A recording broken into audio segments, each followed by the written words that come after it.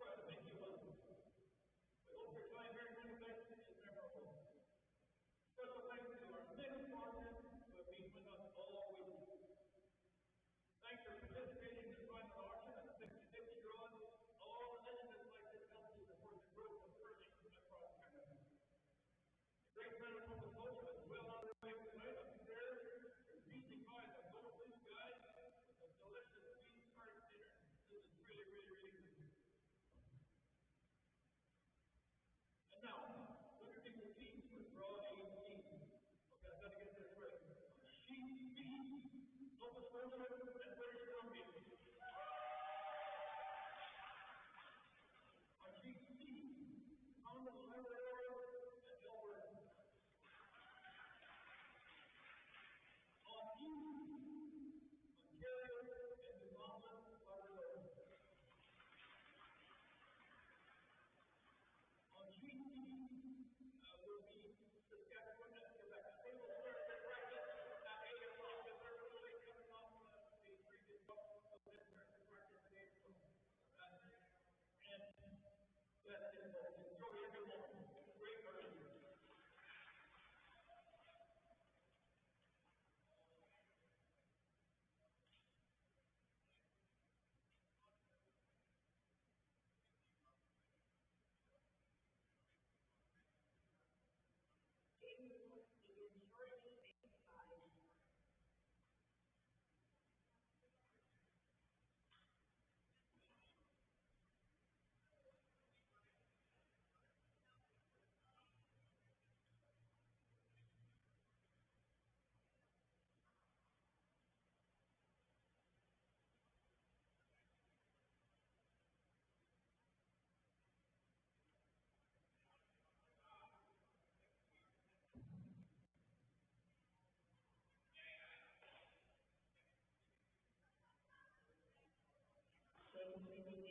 Turn it off for now, because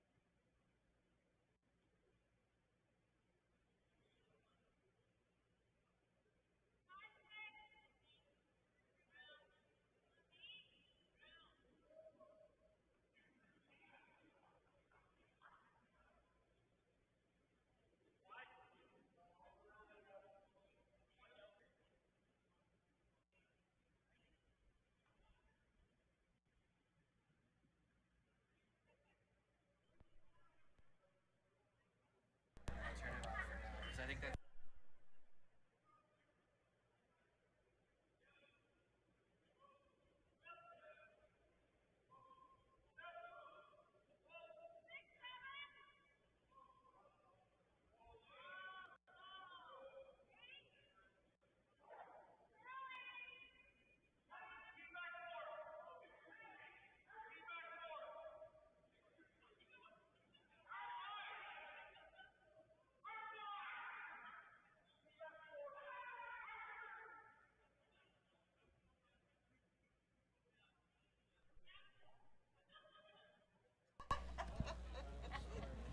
Oh, we got this. We'll be good.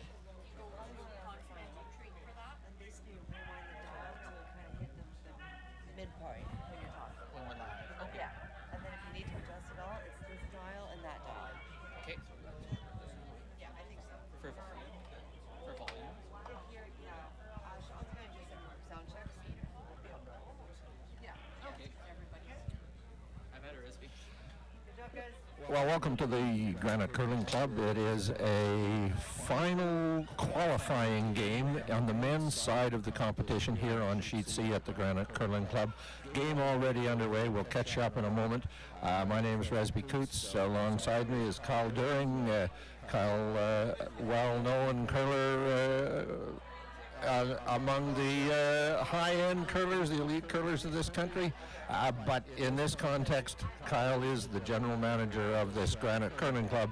And throughout the evening, next couple of hours, we're going to talk a little bit about the Granite Curling Club, as well as about this game in front of us. And I'm going to warn you right up front, Kyle, I'm also going to have 2 or 3 trick questions for you, just to make sure you're right on the edge of your chair the whole time. So, game is underway. The Yellowstones are being thrown by Team Alberta. They curl out of the Calgary Curling Club. It is Sterling Hansen and his team, Sean Morris, Aaron Serafincian, and Brad Kokoroyanis. Greenstones are being thrown by the team from Newfoundland Labrador out of the Remax Center, the St. John's Curling Club in St. John's, Newfoundland. Mark Noseworthy, Steve Bragg, Andrew Manuel, and John Shepard. And with that opening preamble, Kyle, tell me your observation of the week. I haven't been here all the time. I have a couple of other responsibilities, but my sense is that the ice has been great, but it is both release and rotation sensitive. Is that a fair assessment? Yes, absolutely. As you can see, we got a tremendous swing. Garth, our head ice maker, and his crew has done an excellent job, but it has been very quick. And with that, you got to have the right weight. If you overthrow the rock, it will run on you, and that can cause you some trouble. So I think we're in for a good matchup today. This Alberta team, undefeated in the round robin, certainly playing tough. Newfoundland, former Brier, 2-time Brier participant, as I understand, is going to be playing tough too, and just won in a really good fashion there. So we're going to have a good treat here. So his second, Aaron Serafincian with his stone here, hitting this rock on the outside. That green stone high on the center line was the first stone of the end, placed there by the Newfoundland team. Didn't get quite to the center line, I don't think, so it could have been moved, but wasn't. And they're playing in the rings, trying to get around those guards. Yeah, I think we're going to see, we saw the guards early, now we're going to see a little bit of conservative play here, nosing. Teams hoping for a rollout to capitalize here. You got to be careful with your weight here. If you underthrow this at all, it'll take off. There's big swoop to the middle.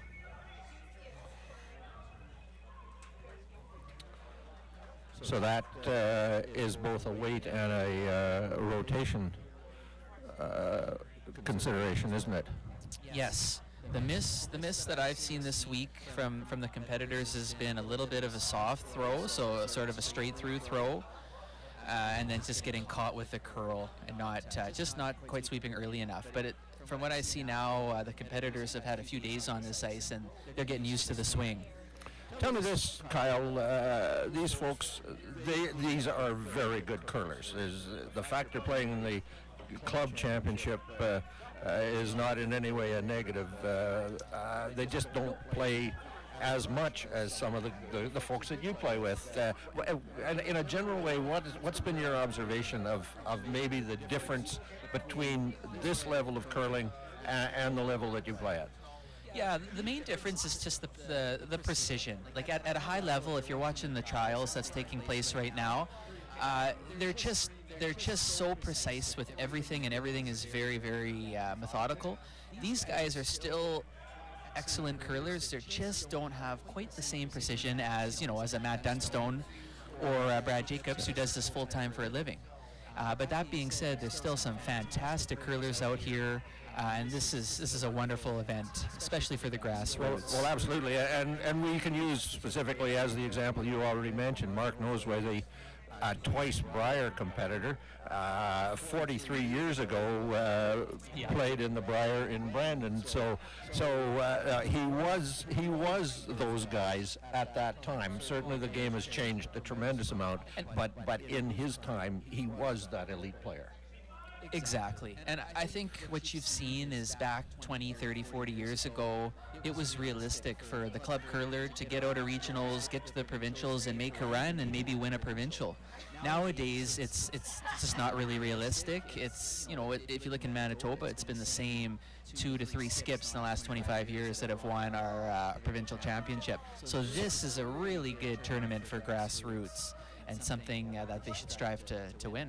So Sean Morris, in turn hit, doesn't curl quite enough to get through the port, gets a bit of a break with a rub off his own stone and takes that stone out of the back of the 12-foot circle. Yeah. Excellent opportunity here now for Newfoundland to put some pressure on Alberta early with a well-executed draw. Maybe full 4 behind the center would put a lot of pressure early on the Hansen rink. Just to strengthen my comment about Mark having been part of that elite group back then, the shot he made to win his game this afternoon against Yukon, the basically elimination game, he had to throw a pretty good weight hit, not a big weight, but certainly it was more than a bumper weight hit. To curl around a long guard and remove a stone from the 4-foot circle and just made it with absolute precision. Oh, absolutely. It's a terrific shot. You can see here, look at, they're taking outside edge of the 12 here, a couple inches outside edge of the 12 to get around to center is a fantastic swing. Kudos to our ice crew again. They've done a fantastic job. So Mark will want this stone to not fully bury, just kind of Christmas tree bury, biting the 4-foot, angled in between the two. Yeah.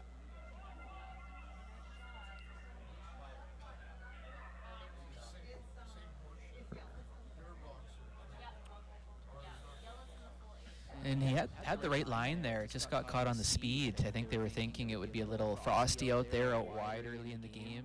End one's usually a little bit stiffer, but that one ran super quick. Leaves kind of takes a little bit of the pressure off Alberta now, giving him a hit and roll, a potential deuce here, Resby. So this is Skip Sterling Hansen from the Calgary Curling Club.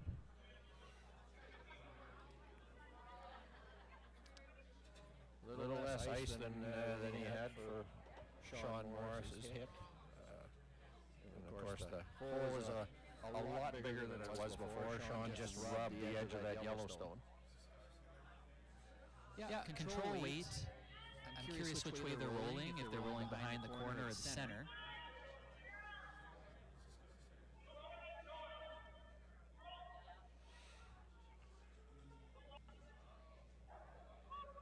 Nice controlled curl on it. He's going to get pretty much to the nose of it. Exactly full in that hole. Right in the middle. I'm not sure what the shot call was there. If they were rolling to the left, they were rolling behind the corner. They kind of had it, but judging by the line call, I think they were rolling behind the center. Yep. Good opportunity here for the noseworthy rink to force, hit and stick here, and that should do the trick for a force for sure. As Resby mentioned, Mark Noseworthy, 1987 Brier semifinalist, losing to Bernie Sparks, Resby. Yes, he did. And because you're a little on the young side, that's a little before you were born. But so the first of the trick questions: who was the Manitoba team in the Edmonton Brier in 1987?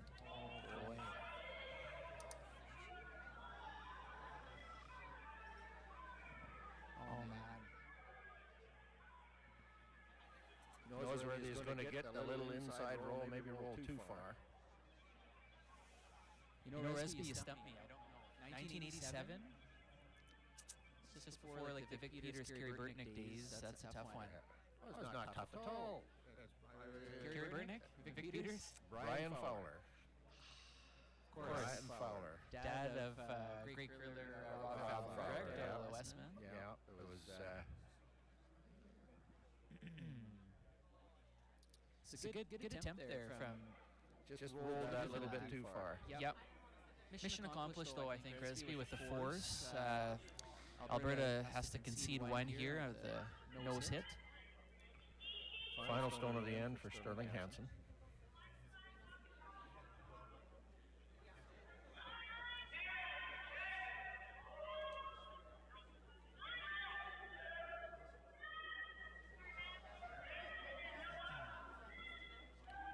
It's got nice control weight. They've seen this side before. This side's actually a little bit gradual here.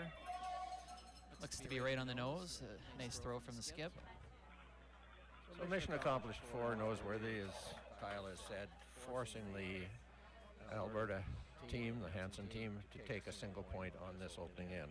Okay, so you're 0 for 1 on my trick questions for tonight. Kyle, second question is, who won that 1987 Brier when Mark Noseworthy played? Russ Howard.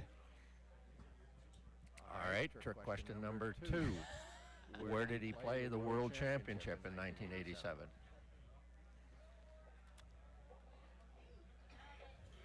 This is really unfair. I'm going to say Halifax.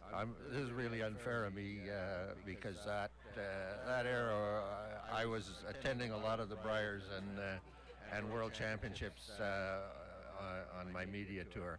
That event, 1987, was played in the Dome in Vancouver. Was it? Okay. They put down pipes. There was a baseball diamond in the corner of that Dome Stadium in Vancouver, and they put down pipes with the corner of the curling rink at home plate, running down the third base line. The end ran along the first base line. The media tower was the baseball media bench up behind. It was one of the nicer media areas to watch a curling game at. Wow. There you have it, folks. If folks don't know, Resby's very involved in the Manitoba Curling Hall of Fame and Museum, and probably the single best piece of curling knowledge out there. I mean, how are the crowds in 1987? Let's just say Manitoba curling knowledge. I don't want folks across the country thinking that I pretend to know what's going on everywhere. Crowds were good. Of course, that Dome Stadium holds multiple thousands, and really the only seating was the seating along the third base line and the home base line in that corner of the stadium. So it was a relatively small number of thousands, but it was a decent crowd. So Hansen, having scored the opening stone, put that guard just off the center line. It's about 2 inches off the center line. I like the play early here. We're seeing lots of rocks in play. Both teams not hesitating. Center guard and a corner up. See come around the center guard now from Team Alberta. I think it's going to be an exciting game. Both teams like rocks in play, and we're going to be in for a good one. See again, to wrap the center 3 to 4 inches outside the 12-foot. Lots of curl. This is lead Brad Kokorayanis.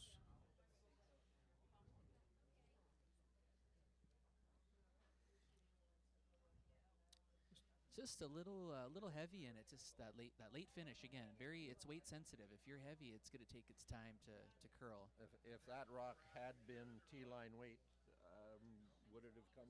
Oh yeah. To the button? Yeah, his line was really good there. See the corner guard wrap call here from Team Newfoundland. Corner guard is quite high, so don't think they want this too deep in the rings, or it'll be a pretty easy hack weight shot for Alberta.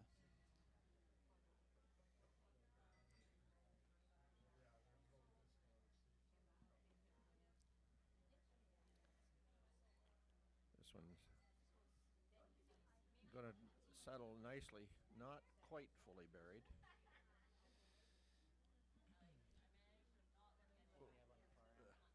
Nice weight. It's just a pretty high guard. I think you'll see a hack weight shot here from Alberta. Just peeking out ever so slightly, but with that amount of curl, peeking out ever so slightly is almost wide open, isn't it? Exactly. I thought you might see Newfoundland throw a tight corner guard there instead of wrapping, because this hack weight shot was always going to be pretty easy. Second, Aaron Serafinchen. You will see it's a little bit more gradual to the wings than around the center, but he's got a beautiful weight here. And came off it a little. A little bit of a mistake, actually. Yep. Yeah.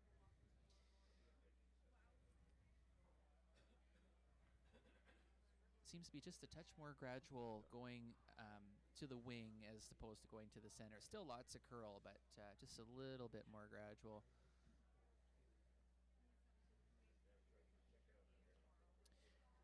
Second, Andrew Manuel. I understand they call him Bull.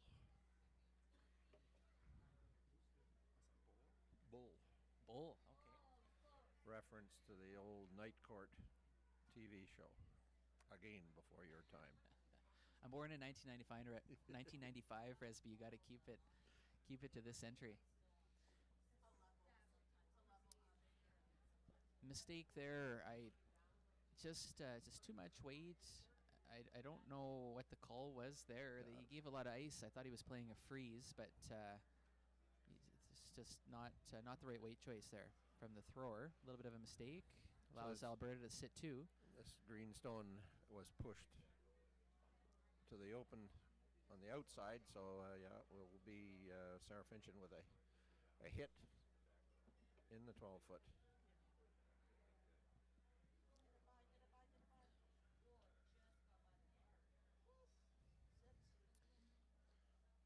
It's a good thing he kept the weight up there. There's lots of swing out there too. That was a firm normal and still over curled. Good shot though. It does the trick. Does the trick. Hey, they still have that. Newfoundland has to be a little careful with that center guard. So now we can't have a rollout here. Oh, and if you're tuning in today, there's Curling Canada is running a fundraiser for the love of curling. It's for, they do scholarships for youth across the country. It's a phenomenal organization. I was actually lucky enough to be one of the recipients. Yep. You can go online, Curling Canada, and bid on the prizes. And the draw is, the deadline is 10 p.m. tonight. All money raised goes to funding scholarships from curlers in coast to coast. And these are, the prizes are mostly brought forward by all of the teams in this competition and to contribute specifically to the fundraiser. Correct, yeah, we have a really cool variety. It just kind of reflects all of Canada. Yeah, we have prizes from every province and territory, and then the Granite Curling Club has donated its own prize as well. So yeah, do check it out. There's some really cool stuff, some signed Brad Gushu shirts, Mark Nichols, Mike McEwen, you name it. There's some really cool prizes. Good. Along with brooms and local artifacts from provinces. So Hansen now asking his third Sean Morris to. So they got the rollout, from the far outside. So his track is between these two in behind the yellow guard. I'm a little confused why they don't just play the same turn they played with the lead, right? And now they have to navigate this port when they threw the out turn on the first shot. So they're really curling hard early.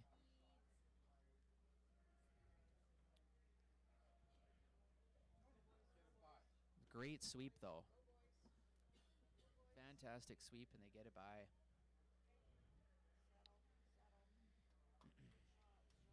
And just peeking out the other side, Resby. Just a little bit, but that was a wonderful shot between those two. But it does give Noseworthy a reasonably easy opportunity to go to the out turn draw. Yeah, so ideally just wants to just freeze right to the nose here, get a little bit on the inside. Can even tap it a hair is pretty good. They should have a good idea since they've seen one down this path. Steve Bragg is the third for the team from Newfoundland, Labrador.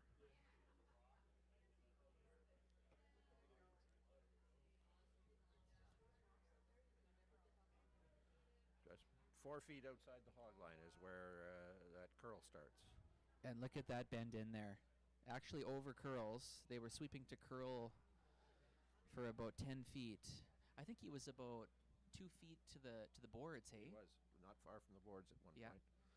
Although folks will note the boards is a generic term in the absence of any here.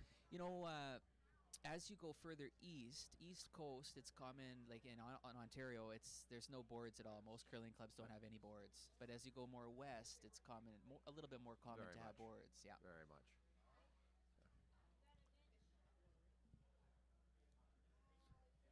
So freeze was the call here. Just playing with a little bit of an angle on those two rocks on the button, so he wants to jiggle it a bit to get that yellow unlocked.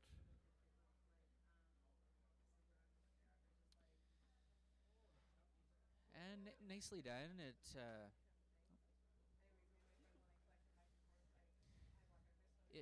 makes gonna make Newfoundland think here. I think if you get a little to the inside, it's pretty darn good. Just a little bit roll high side, center line side. Yeah, looks like it's easy weight is the call here. It looks like he's icing for back rings.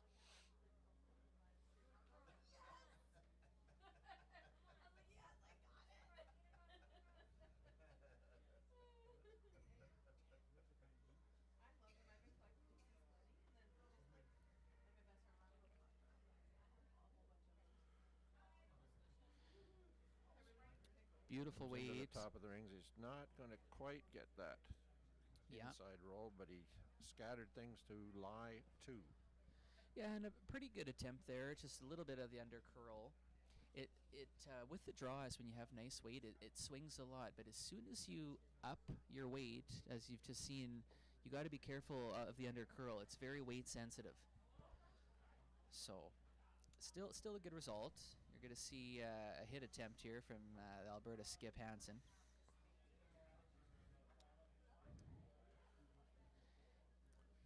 I think the call is a 3/4 high double.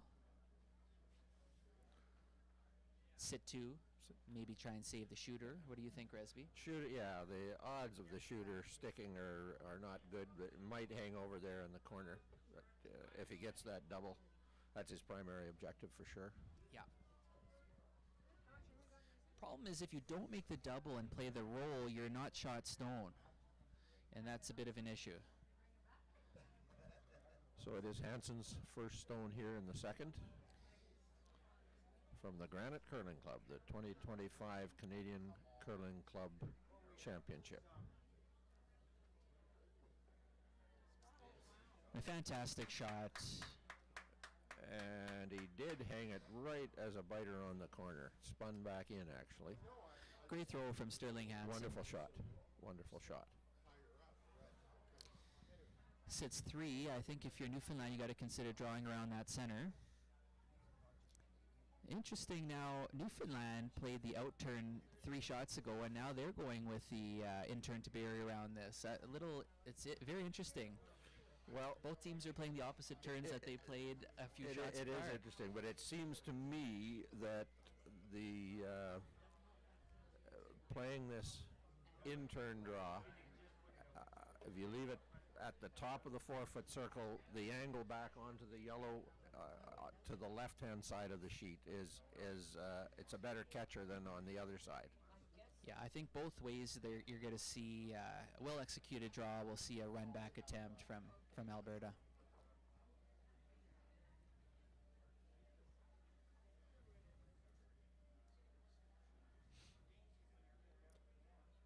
Sweepers on it early here.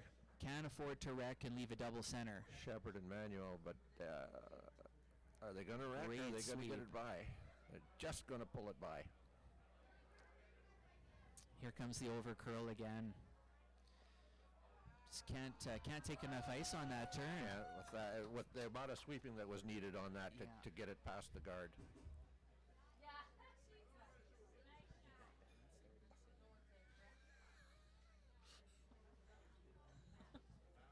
Well, I think we hear the band warming up behind us, folks. So in about 5 minutes, it might get a little loud in here. It's going to be an interesting next few ends if that drum is as loud as it sets up to be. We got I think it's one-man band is playing tonight, Resby. Oh, I think fantastic. Wow. MCA staple at the Fort Garry Curling Club. Absolutely, yeah. So here we have final stone from Sterling Hansen. Yeah, and the goal is to just get rid of this green and get your force. Flop a little to the inside makes it very difficult on Newfoundland to score.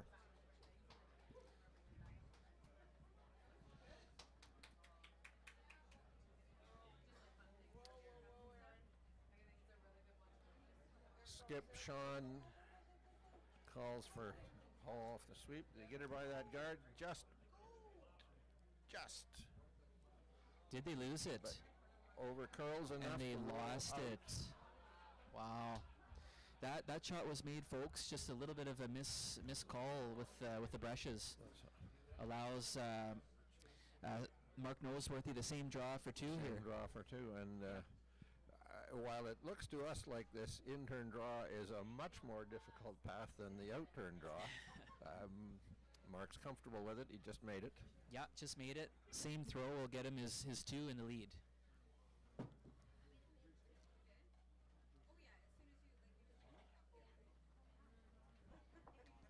Final stone, second end, Mark Noseworthy.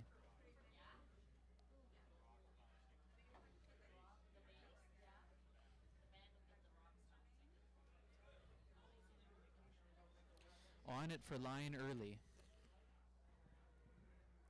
This is really taken off, Resby. This one I don't think is so. not going to get past the guard. No. Just the difference in weight from the previous shot. Yep. So they get a break, but give it back, and so the Noseworthy team from Newfoundland Labrador puts a single point on the board. It is 1-1 after two ends here at the Canadian Club Championship at the Granite Curling Club. So you're 2 for 3 on my trick questions. Not bad, Kyle. I think that's better than most. I'm gonna come a little closer to your generation now. Okay. You've mentioned the trials, and what a wonderful week of entertaining curling there's going to be Phenomenal. for us to watch. Yeah. But here's the question: 8 men's teams competing. How many of them have a Manitoba champion in their lineup? Oh, wow. Okay. Well, Team Dunstone does. I know that. I got to go through the lineup. Team McDonald. Oh, sorry. Manitoba champion in any age group. Any kind of Manitoba champion. Won a Buffalo at some point in time. Dunstone, McDonald, Jacobs. Kevin Cooey does not. I'm gonna say Brad Gushu does. Oh, you got Mark Yeah, Nichols. I got Good for you. Nichols. Yeah, I got Nichols. Kleider does not. And there's 8 teams. I'm going to say 6 have Manitoba champions. Okay, good guess. There's John. I was assuming. Who's the champion on? I was assuming Ian McMillan won a championship, but Ian maybe McMillan he is a didn't. Manitoba mixed champion. Yeah, I thought he did. Okay, Yeah. so I got it. Beautiful. Nicely done. Yeah. Just want to shout out to our sponsors here. We got so much local support. It's fantastic effort from the community. Asham Curling Supplies. Arnold Asham is one of the best supporters of this sport. Councillor Sherry Rollins, City of Winnipeg, Manitoba Tourism, the Manitoba Turkey Producers, to name a few. We'll keep listing them. This event is not possible without the generous support of our sponsors. And I don't think there's any doubt in the world that when you mention lists of sponsors, you should also include the Granite Curling Club. There's no question that Yes. the contribution right across from your board of directors to your host committee to your entire organization has put on a great show.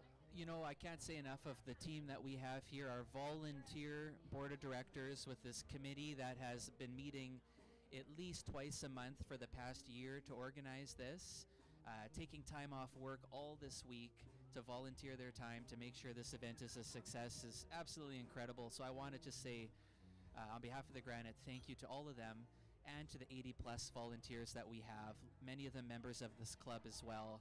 It's been a true team effort, and it's been such a fun and successful These events championship. are a tremendous amount of fun on top of everything else. Absolutely. So, Mark Noseworthy went right to the button with his first stone here on the third end. Does that call surprise you? It does. Newfoundland is not in, they're not, the odds aren't favoring them right now. They should be trying to force, and I'm a little surprised at them giving a sort of a free blank to Alberta here. Alberta is very happy to get a blank in 3 and try and score in the fourth end, manage that hammer a little bit.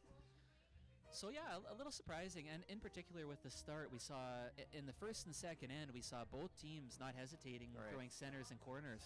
And maybe it was simply a case of Noseworthy saying, let's settle things down a little bit, and I'm kind of very well. I've got to remember these guys just played a tough and emotional win. Yep. Less than an hour, about an hour before they started this game, and so there's a moment in time when you get a little bit tired. So exactly, yeah, that's a good point. The longer this game stays close, it could be the better as well. Yeah. Try and strike in the second half of this game.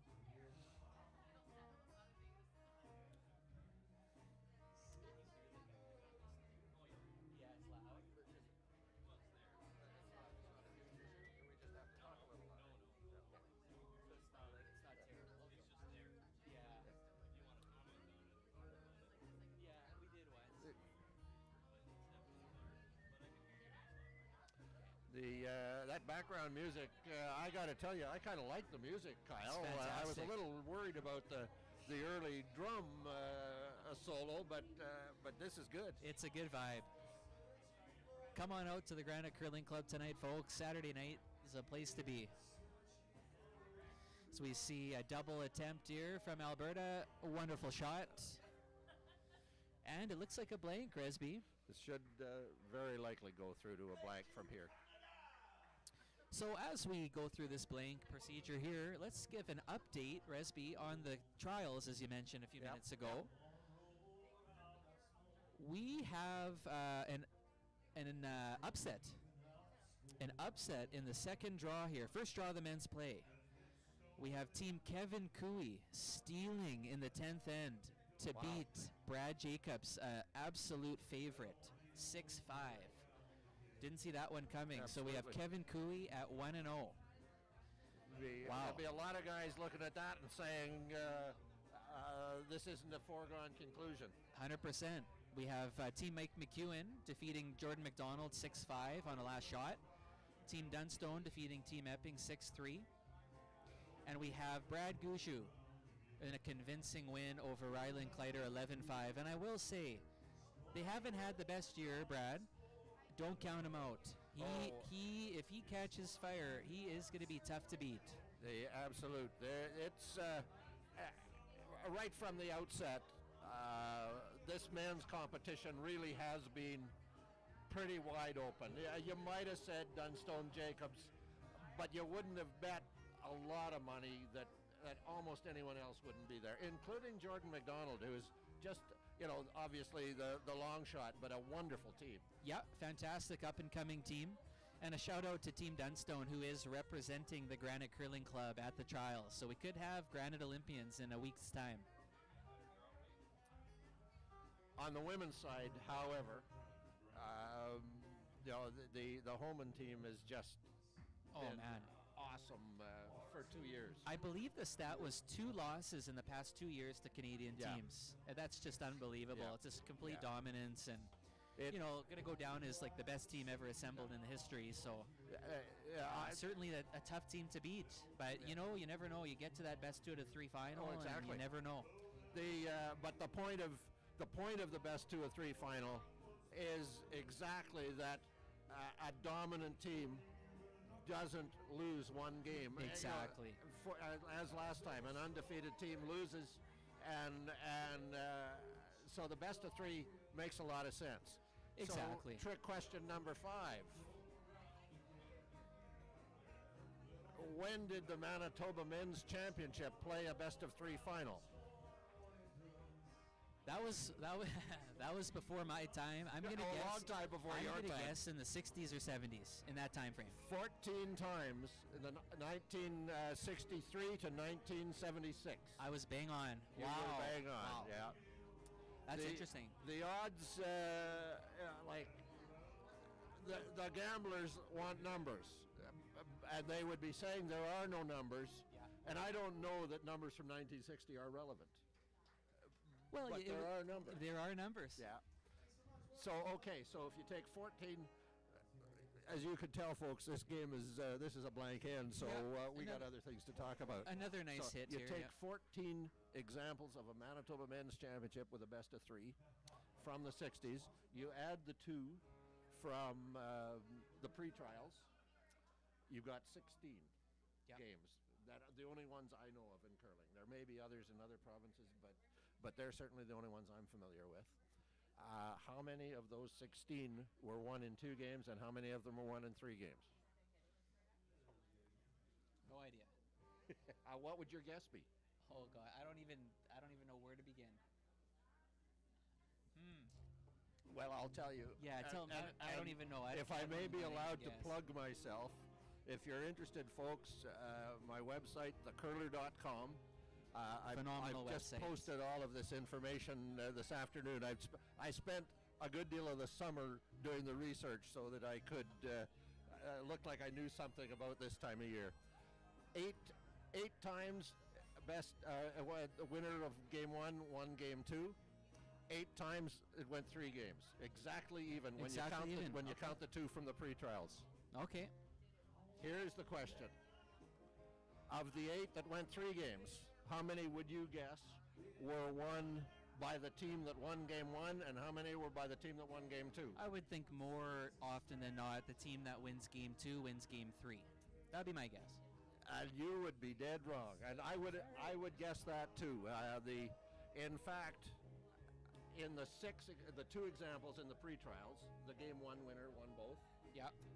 In the 6 examples from Manitoba in the 60s and 70s, 5 of the 6 game 1 winners won game again. 3. Only once, Claire de Blonde lost game 1 and won Claire games de 2 and Blonde. 3. These are names. Well, there you have it, these are folks. names from the history I of Manitoba. remember watching Claire de Blonde at the West Kildone and playing regionals back in 2005, I believe, with my dad.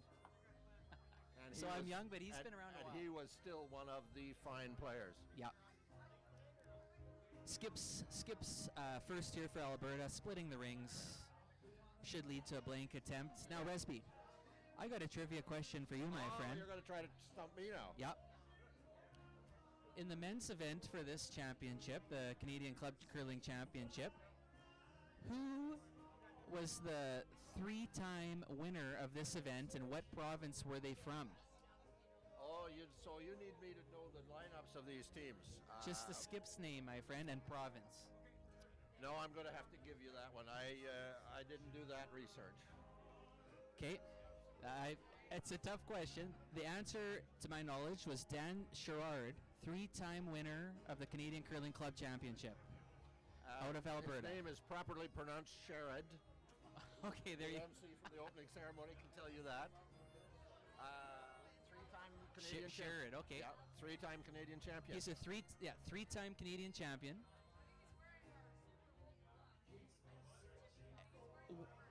Another question for you. How many clubs have repeat winners in this event? Or has it happened before? How many clubs have repeat winners? From the same curling club, because everybody represents a curling club here. So repeat club winner at this event. Yes. You got me again.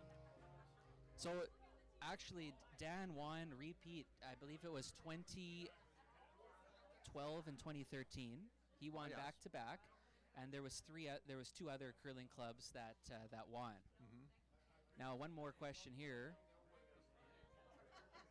Who or has the Granite Curling Club ever won the Canadian Curling Club Championship, Well, a representative? Absolutely. And would you the know- first Manitoba women's champion of this event was Megan Armitt's team from the Granite Curling Club in 2013. Bang on. Yep. And how many other Manitoba teams have won this event? I know Steve Irwin was close a couple times. I think there might have been one or two other Close? ones. Yeah. Close? I didn't ask who came close. How many men's teams have won? None. Manitoba has never won this event. Two other women's teams have won. Stacy Fordyce from Brandon won in 2016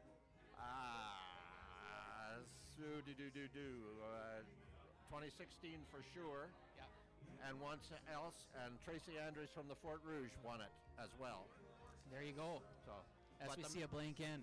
But no Manitoba team has ever won this championship. Men's team.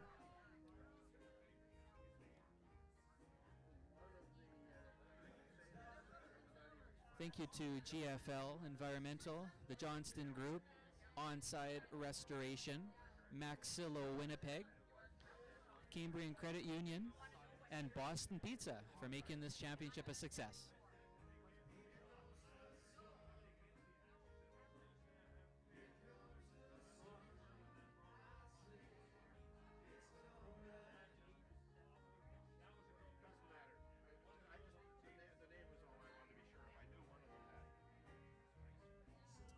So we have a blank end, and we got through a lot of conversation. But I'm going to ask you this one then, since you tried to stump me on and succeeded on the lineups of these club champion teams. How many world champions in this field this week at the Granite Curling Club? Well, I know the Skip of Ontario men's is a world champ, I believe. World senior champion, you're quite correct. Oh gosh. I'll say one.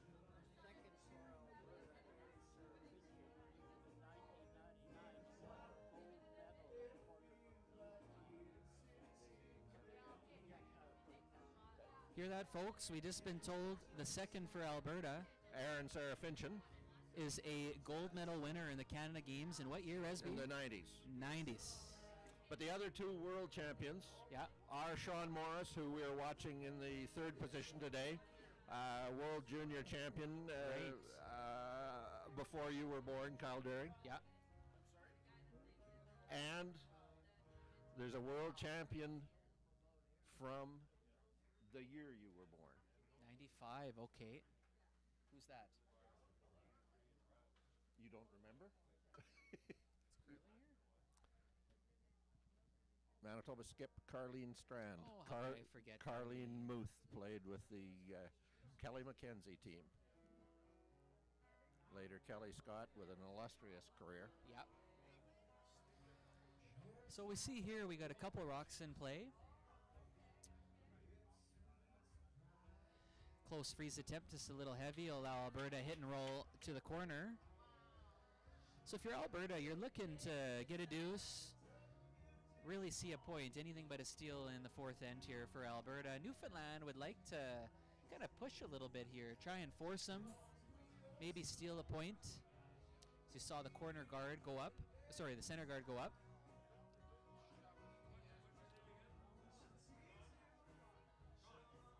Early sweep here. You'll see it curls early in this spot, and then Hogline in will run quite straight.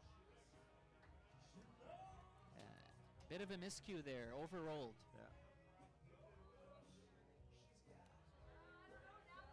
It's interesting. I watched this release, and it seemed to me that there's something going on that suggests to me it should curl. I would agree. And clearly, I think Skip that Hansen spot knows the release. Yeah.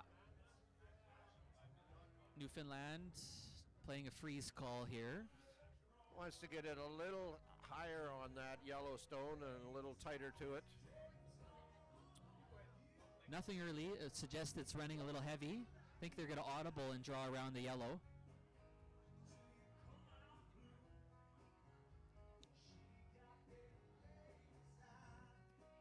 Heavy in the back of the 8-foot. Make Alberta think where they want to put this next one. No hesitation around the center. Yeah.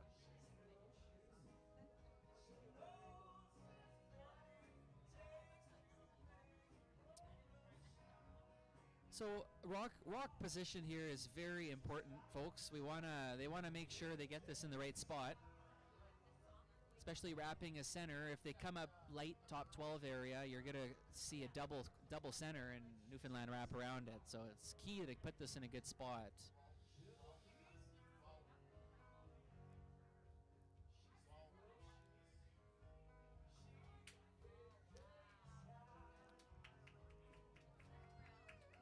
And he does. But not quite perfect. No, not quite perfect, but well, still good enough to make Team Newfoundland play the run back. Intern call. The call is to hit it a hair low and run it into those 2 yellow. Even getting one of them out and sitting on top is pretty good, Resby. Andrew Manuel.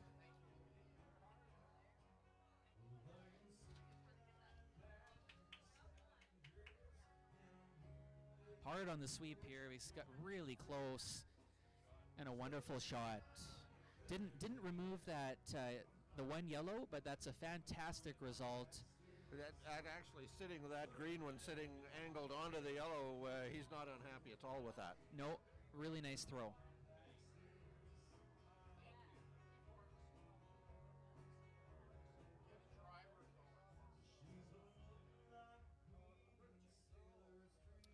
So you see Alberta calling a freeze to the back green here. I would be concerned with that green in the top of the 8-foot if I was Alberta. Pretty easy to promote it and remove the yellow. Yeah. Sweep all the way here. This looks like a guard to me.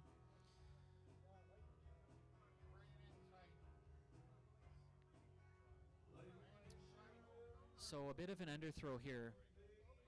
See, if you don't get that weight quite right, it curls early and you can't save it. You just can't save it. Yeah. But this leaves Noseworthy an opportunity to come around the out-turn side. He's trying to find out how much of this yellow stone there is. I wouldn't think there's very much. I would think for a right-hander, this is virtually dead buried. Hack weight is the call. Try and get that yellow out of there. Roll to the open.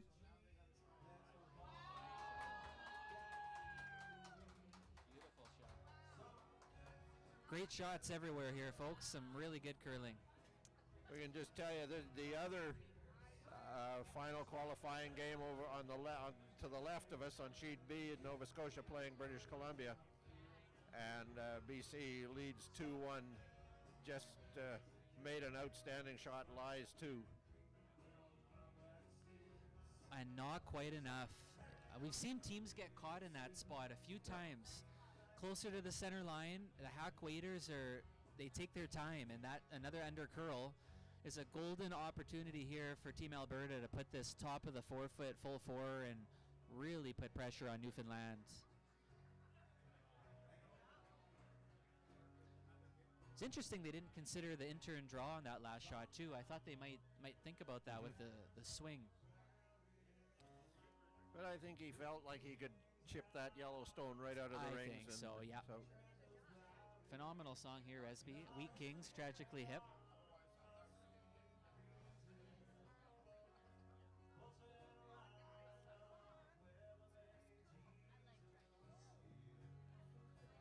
And big sweep for the front end here. So this is Need Sean to get this Morrissey's first shot. Going to come up a little short.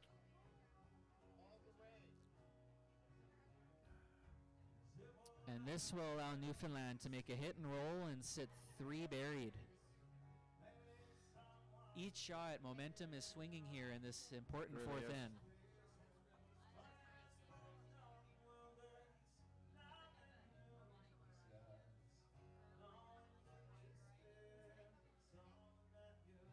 Steve Bragg. Sweep to curl here.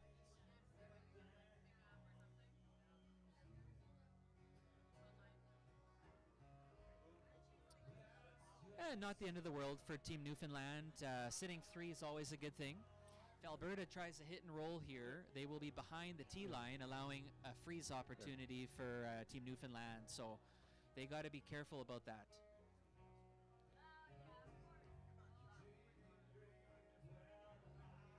A little bit of a scoring update here. BC on the other men's playoff game is up 2-1 on Nova Scotia. And board weight is the call. Clean early. We got a nice looking shot here. Hoping to hit and roll under the center. Very well executed shot. Just quite underrolled, but still a nice throw from the Alberta third. Sean Morris. Sits about half open.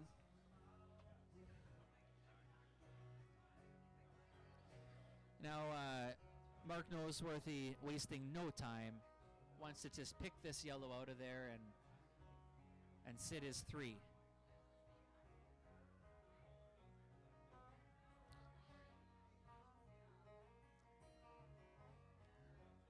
A scoring update on the women's playoff games. Saskatchewan is up 1-0 on Quebec, and Ontario is up 3-1 with the hammer over Newfoundland. The 3 games are in the fourth end. The Saskatchewan Quebec game just in the second. The Saskatchewan team went an extra end on the earlier draw, so they were given a little extra time to recuperate, have a bite to eat. Yeah. Well, Peel waits the call. Noseworthy's first here. Looked like he got that going. Truly did. He's all over the top one. That to me, Resby, just looked like a soft release is all that was.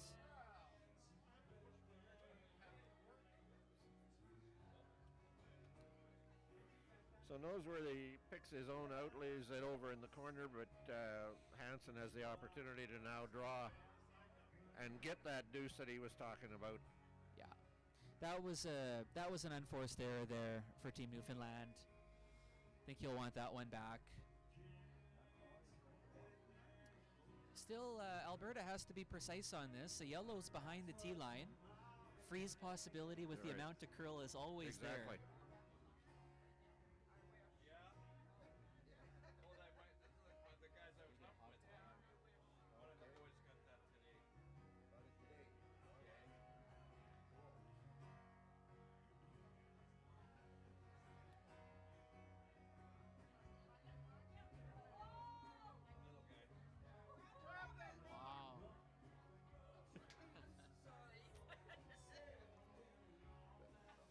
You folks listening may hear a fair bit of raucousness in the background of my microphone in particular. We got a whole bunch of rowdy Albertans who are making no uncertain terms about their favorite team out here.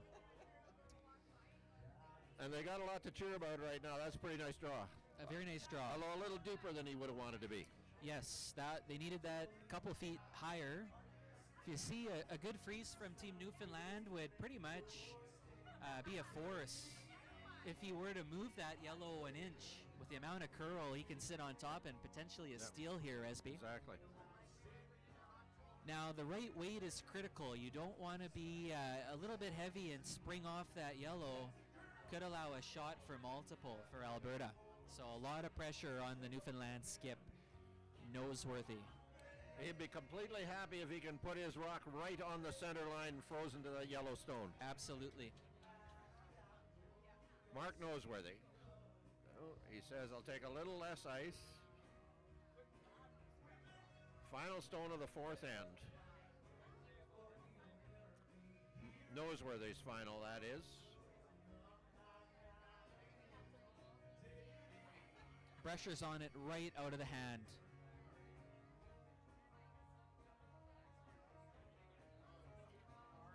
I don't think so. I think he's underthrowing it. 16-7 hog to hog, and that is light.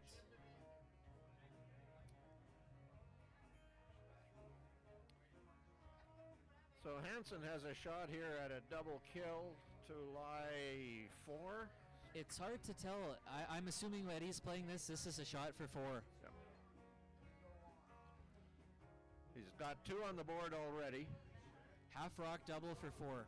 So he's made the 2 that he wanted to have when he started this end, and You can see a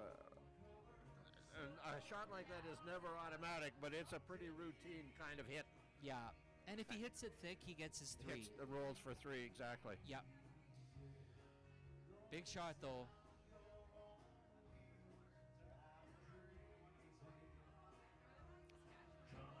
Final stone of the 4th end. It is Sterling Hansen from Alberta in the hack.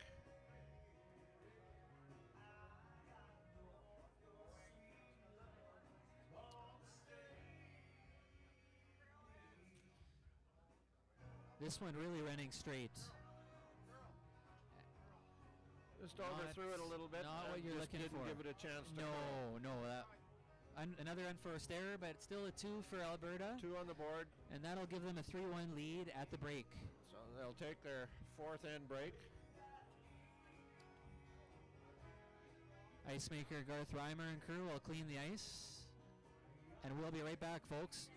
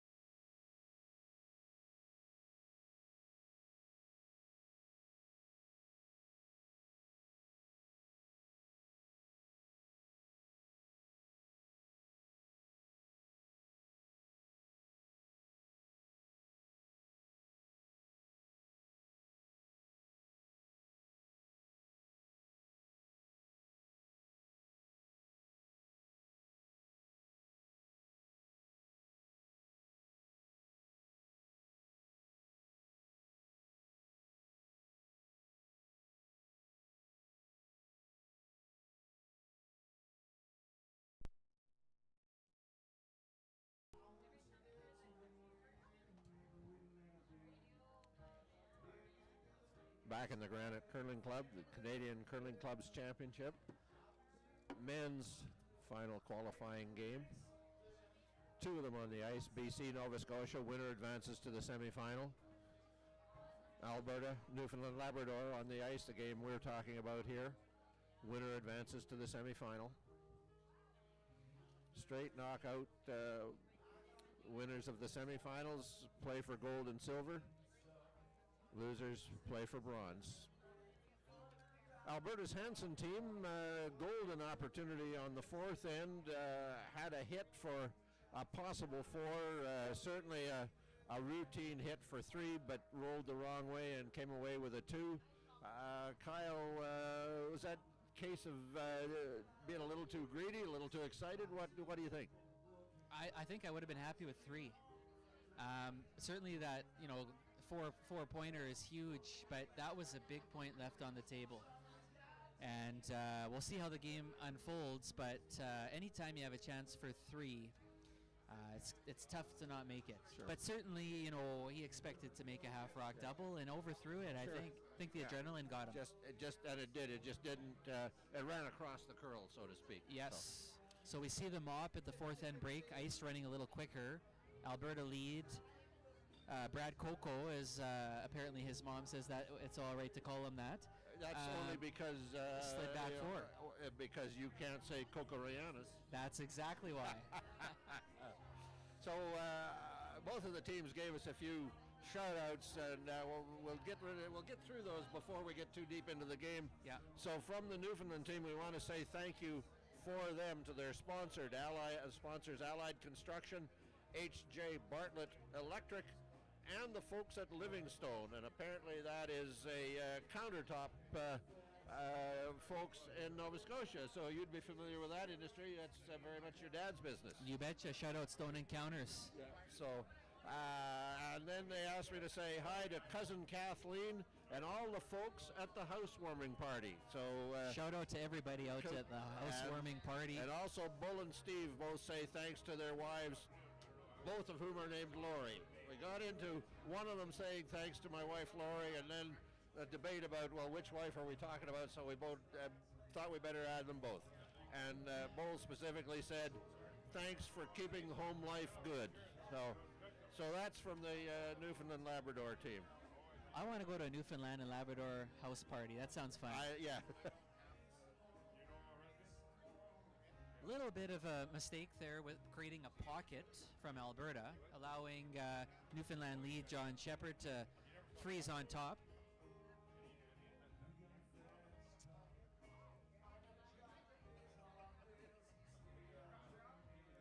It's got a beautiful looking shot. Very, here. very nice weight touch on that one. Well done. Again, a little defensive call there. They could have elected to throw another corner guard, but still a great situation early on for Team Newfoundland and Labrador. Well, definitely two shots to remove this green stone. Yes. Alberta looking to nose and sit on top of the Newfoundland and Labrador shot. This is hanging wide. It's going to roll off and sit on top of the yellow. That couldn't have turned out any better for the Newfoundland team. Yes, that is a mistake, and you'll see Newfoundland wrap the corner guard here. Yes, you will. Ideal spot for this is biting the 8-foot, totally buried. I don't love this shot call, I gotta say, Resby. You have a corner guard, you threw it there for a reason, and it's a great chance to get 3 points by using it. It's I don't know why you throw it and not use it, but nevertheless, we're gonna see an open side call here. This one has to be perfect. If it comes just a little bit short, it just leads to all kinds of problems. Exactly, or if it's short and it's buried, it's not an issue.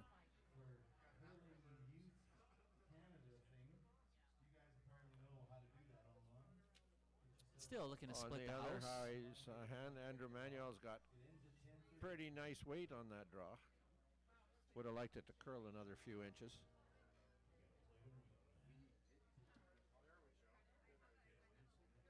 See a hit and roll call here for Alberta. That looks quite flat to me. I think if they just hit and roll over and the 8-foot is pretty good result.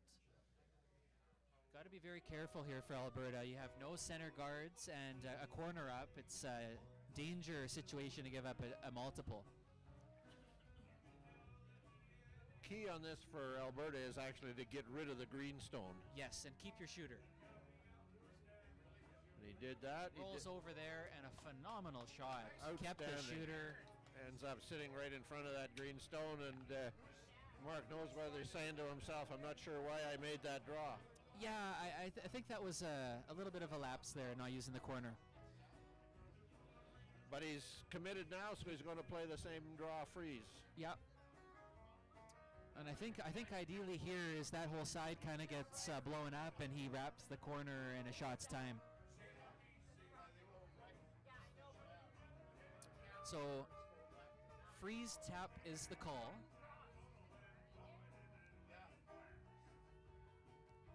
So you see it take its time to get over. It's got nice line here. As a big sweep to curl. They learned just a little bit on the line on the first one. It took a little less ice. Yep. A perfect weight.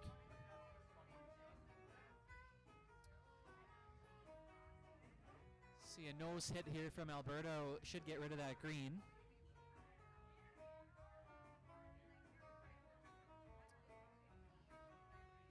I've got to admit to you, Kyle, I'm enjoying the background music. This is great. Yeah, phenomenal entertainment at the Granite tonight. What an atmosphere.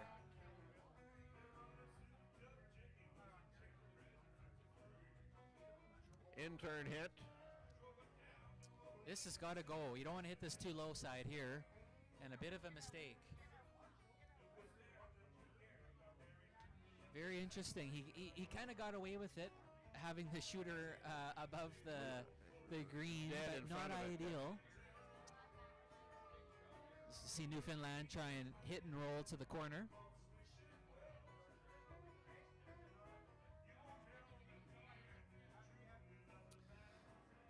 So a 2 is certainly in play here.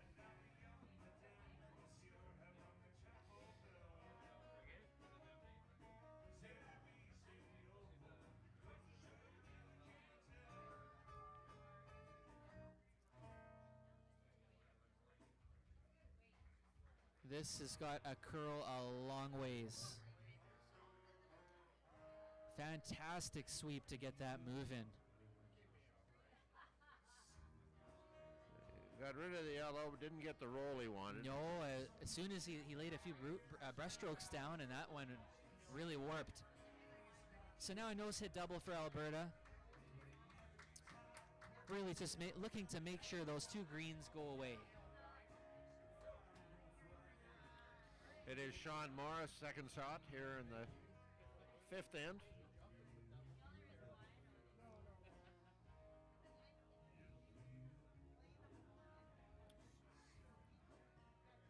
This is looking like a jam.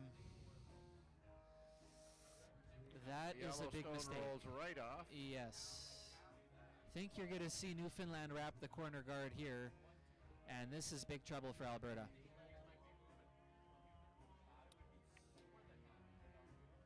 You want this above the tee line for sure, folks. Full 8 foot. There's really nowhere good for Team Newfoundland to roll off that back green. They sort of have to hit and stick and concede too, Resby. They do. Newfoundland looking for about a 15.5 hog to hog. The speed out here has been tremendous, considering the amount of curl.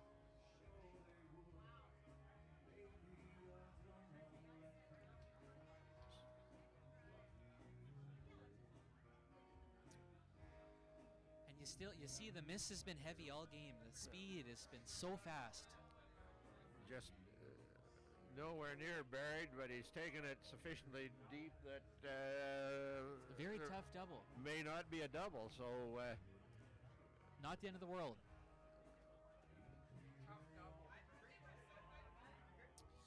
That's a bold call.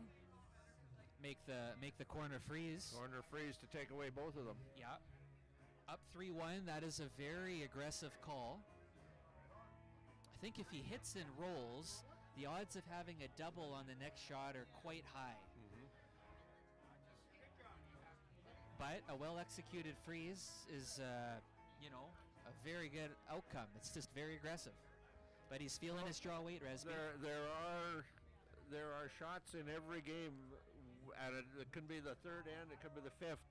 There are shots that win games for you, and this shot made could be a game-winning kind of shot.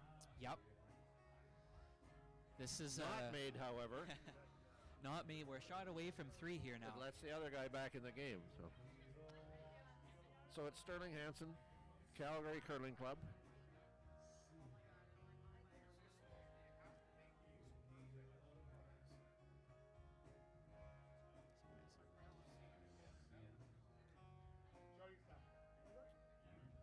Sarah Finchin and Coco Rianis are the sweepers. 16-1 hog to hog. And look at that speed.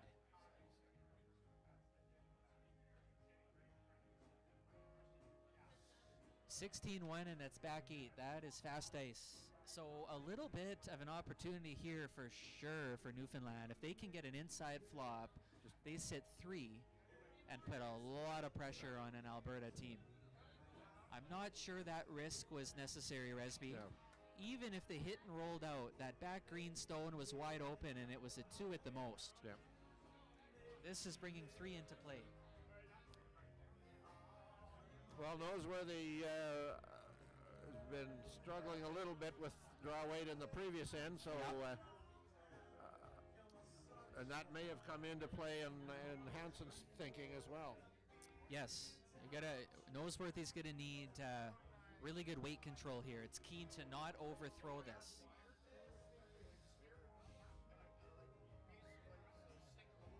First stone, Mark Noseworthy. Newfoundland and Labrador looking to sit 3. And a huge sweep. This is curling big.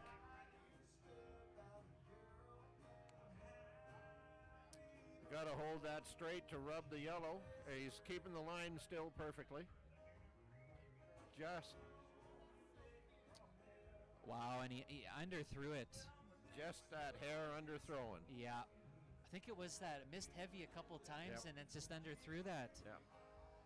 Really, a really good opportunity there for the Newfoundland rink to sit a bundle, but yeah, there's kind of a wall in the back of the 12-foot there, Resby.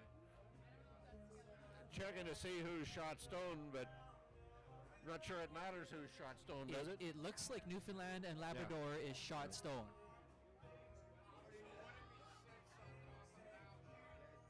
So now they're talking about nose hitting the back green, which would kind of create a tough double for Alberta. For Newfoundland and Labrador. A nose hit is pretty darn good, I think. Yeah. But he's just throwing a perfect draw. He's just throwing it. So he's going to make the same draw and a draw freeze to the green stone, the Newfoundland stone, and the offside of the center line. What is the shot call here? I have no idea. He's playing the draw freeze. He's playing a draw freeze to which? To the rock that you think he should hit. Wow. Okay. I didn't have this one on my bingo card. I gotta say, Resby. No, this. Okay. The danger with this is you leave a slip double for 4. Right. That's the danger. But a well-executed shot, and it could be a force. This looks like a very hard shot. So that's ice for about 6.5 feet, eh? It is.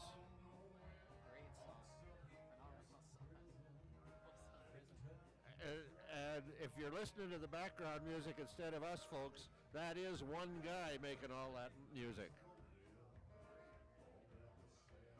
Little Johnny Cash. Big shot here. Sterling Hansen last in the 5th end needs a well-executed freeze. Got a lot of faith in his sweepers, and they're showing they've got some ability. But he may overcurl a bit. out the back. Out the back, and we have a nose hit for 4. Waves Noseworthy, Wow. a nose hit for 4. This is a roller coaster. Wow. And you have to question the shot call. I must say, I think that was an unnecessary risk It was on both of those shots to not hit on the first or the second. Certainly, if you're playing the freeze, I would have thought you would have played it the other way around the corner. But wow. Yeah, the intern draw with this last Alberta Stone Yeah. slides in Lobbing to in the that pocket. to the pocket, and they just can't score. The possible 4 that they're sitting here. The only thing that can go wrong here is if Noseworthy underthrows again. And I don't speculate that that's going to happen. No. So big shot, Mark Noseworthy to take a 2-point lead going into 6.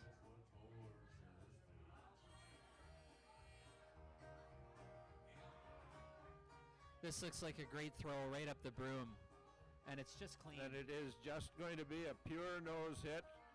4 green stones.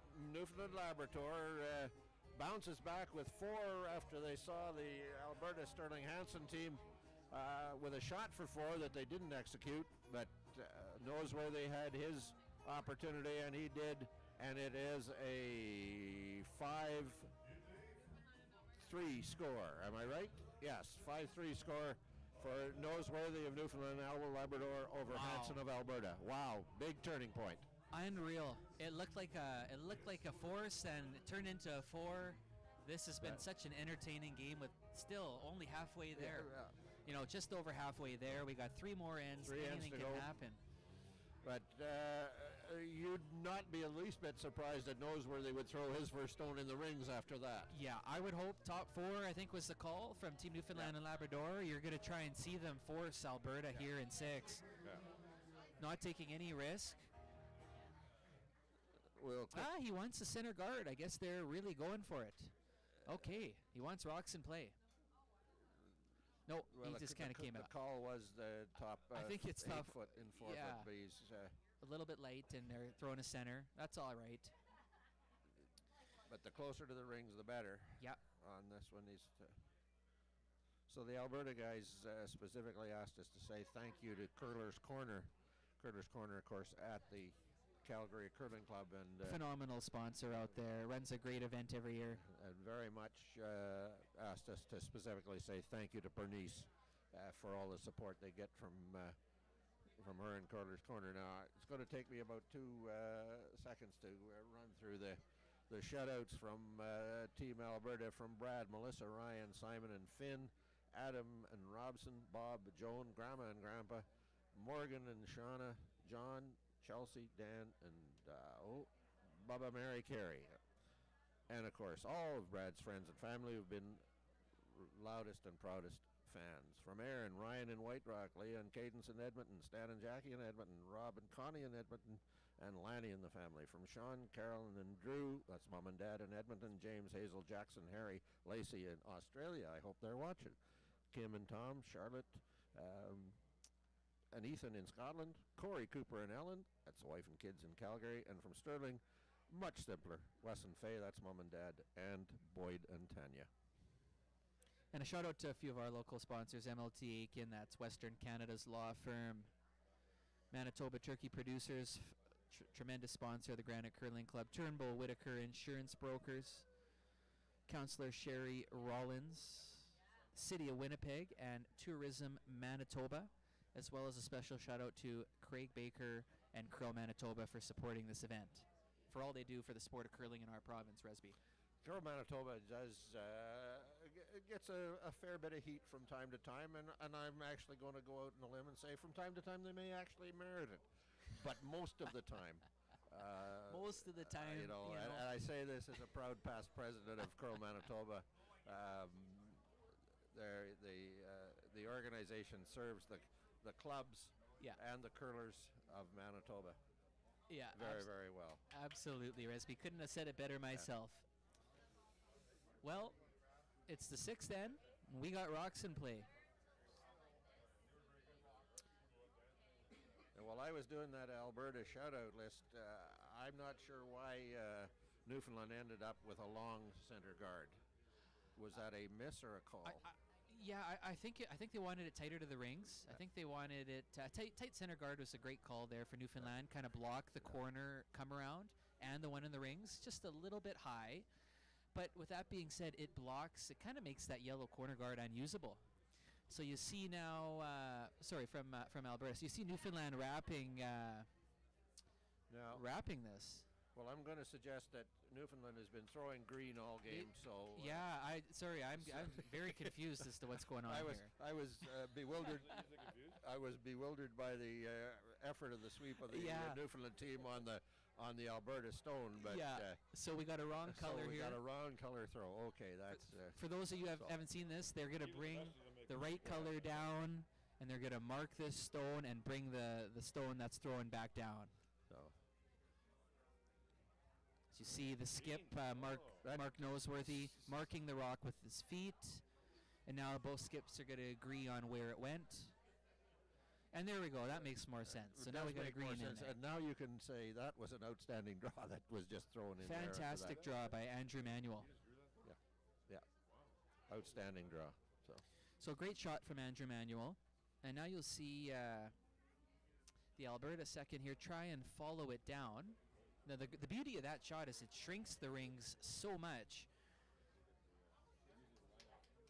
Very tight scoring area now for Alberta to work with. It's very difficult for Alberta to think about much more than one, maybe remotely two. But yeah, exactly. But this one, I think, is going to overcurl. Sweepers are on it, and I think they got to go on this. They're going to rub that green little stone. Rub. Yeah.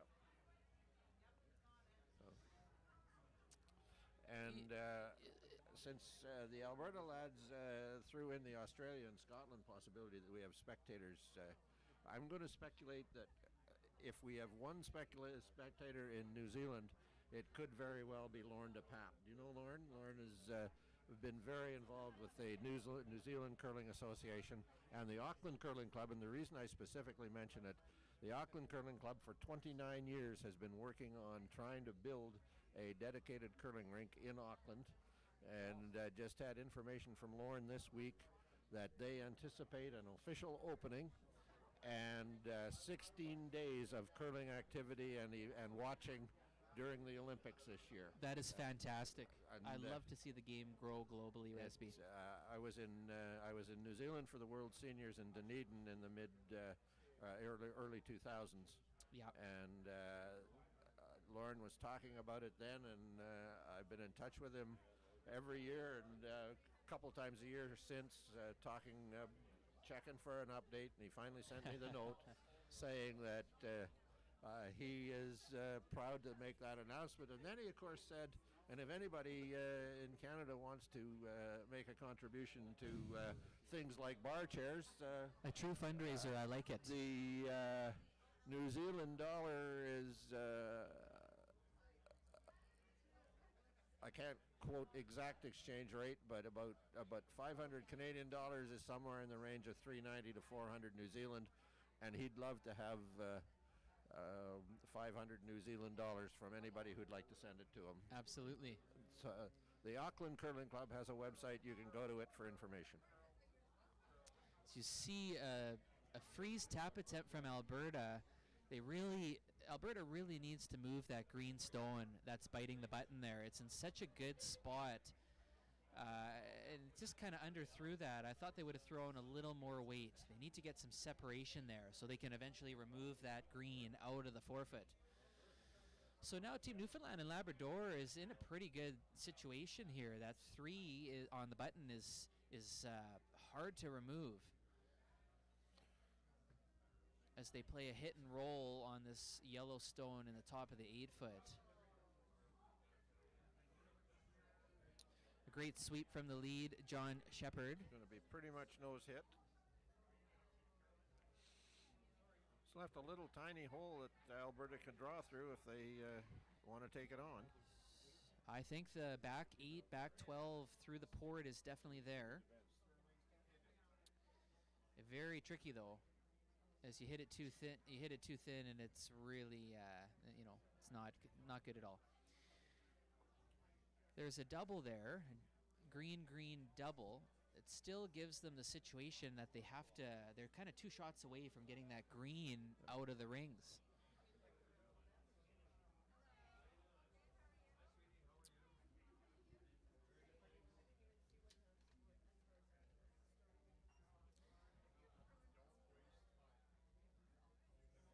Both teams, of course, timed. We don't have access to how they're doing on time from up here, but both teams on the clock. As you see, Alberta deliberating. They both have a timeout.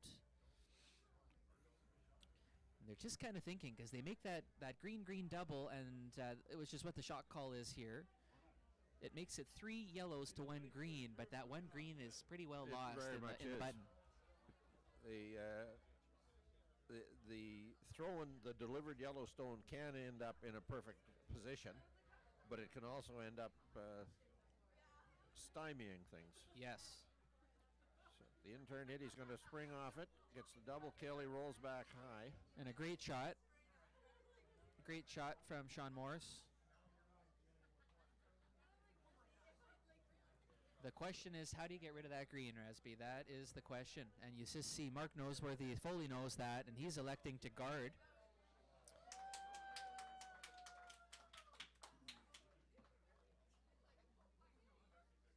So the shot here is to guard that yellow that's in the forefoot. They're going to kind of guard that path so there's no tap accessible. So changing gears, going across the center line, so they're going away from center rather than coming into center. Yep. The reason is there's so much curl, it's easier to do go this way. The other way would almost certainly over curl. Needs this rock to be a foot or more across center. I think Really that's good. Excellent sweeping. Oh, did he leave him a hole? There's definitely a port. The question is, what is the weight call? Because you throw it hard, and you're going to lose all your yellows and keep the green there. Right. That's the issue.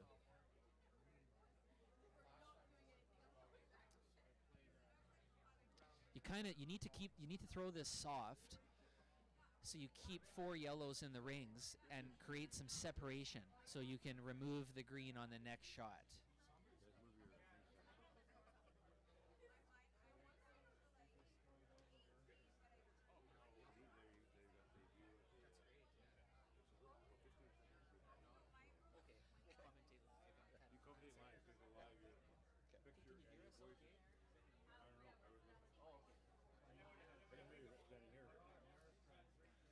Big sweep here. The signs there too? Good. And he does get through the port, rubs that Yellowstone. And that was the problem with not getting separation earlier in the end, is that green is still not going anywhere. That being said, they do have a run back on the left side of the sheet to get that green out. That is the only way that I'm seeing right now to remove it. So what's your call, Kyle During? I know Um, what my call is. The only thing is they do have a pick that he is guarding, and I think I'd do exactly what he's doing here. Is guard the hole. Oh, okay, he's guarding the run back. There is definitely a green pick. There's 2 choices. You can guard this port and leave the yellow run back, Yep. or you can guard the run back and leave this pick shot. Now I can't tell how much he can see of the green. If the pick's not there, then this is a great shot. Okay, the pick looks hard. So my shot is an in-turn between the 2 greens, cornered on the green on the top of the 12-foot to move it about 6 to 8 inches to the left and sit on the center line. Not a bad shot either. Certainly the hardest of the bunch, but not a bad call either. Oh yeah, no, I didn't say I was going to make it. Yeah. I'm going to play for you, and I'm going to ask you to make it. It's a good call. Like, the run back is so long right now that throwing another one up there, it's kind of the same level of difficulty moving 2 stones versus 1 with this right now.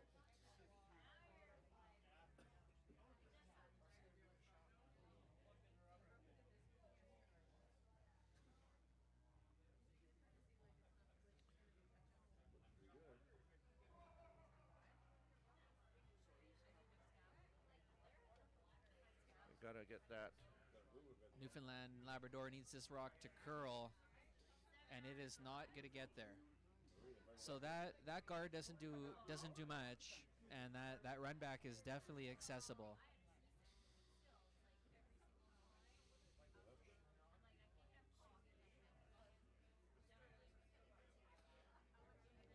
I wonder if he actually thought a hit through that port was possible to pick the yellow back onto the green.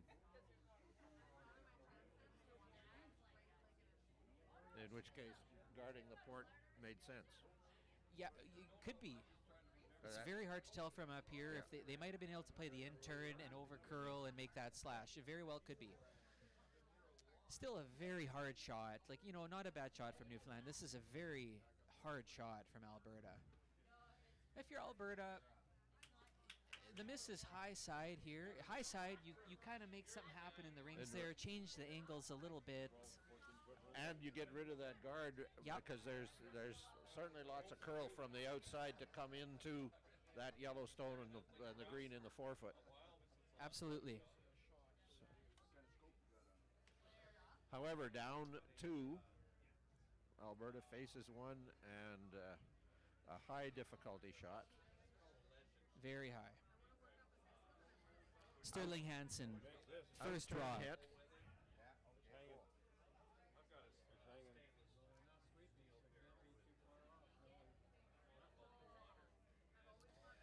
Okay, so he hits a little high side. He still has some options.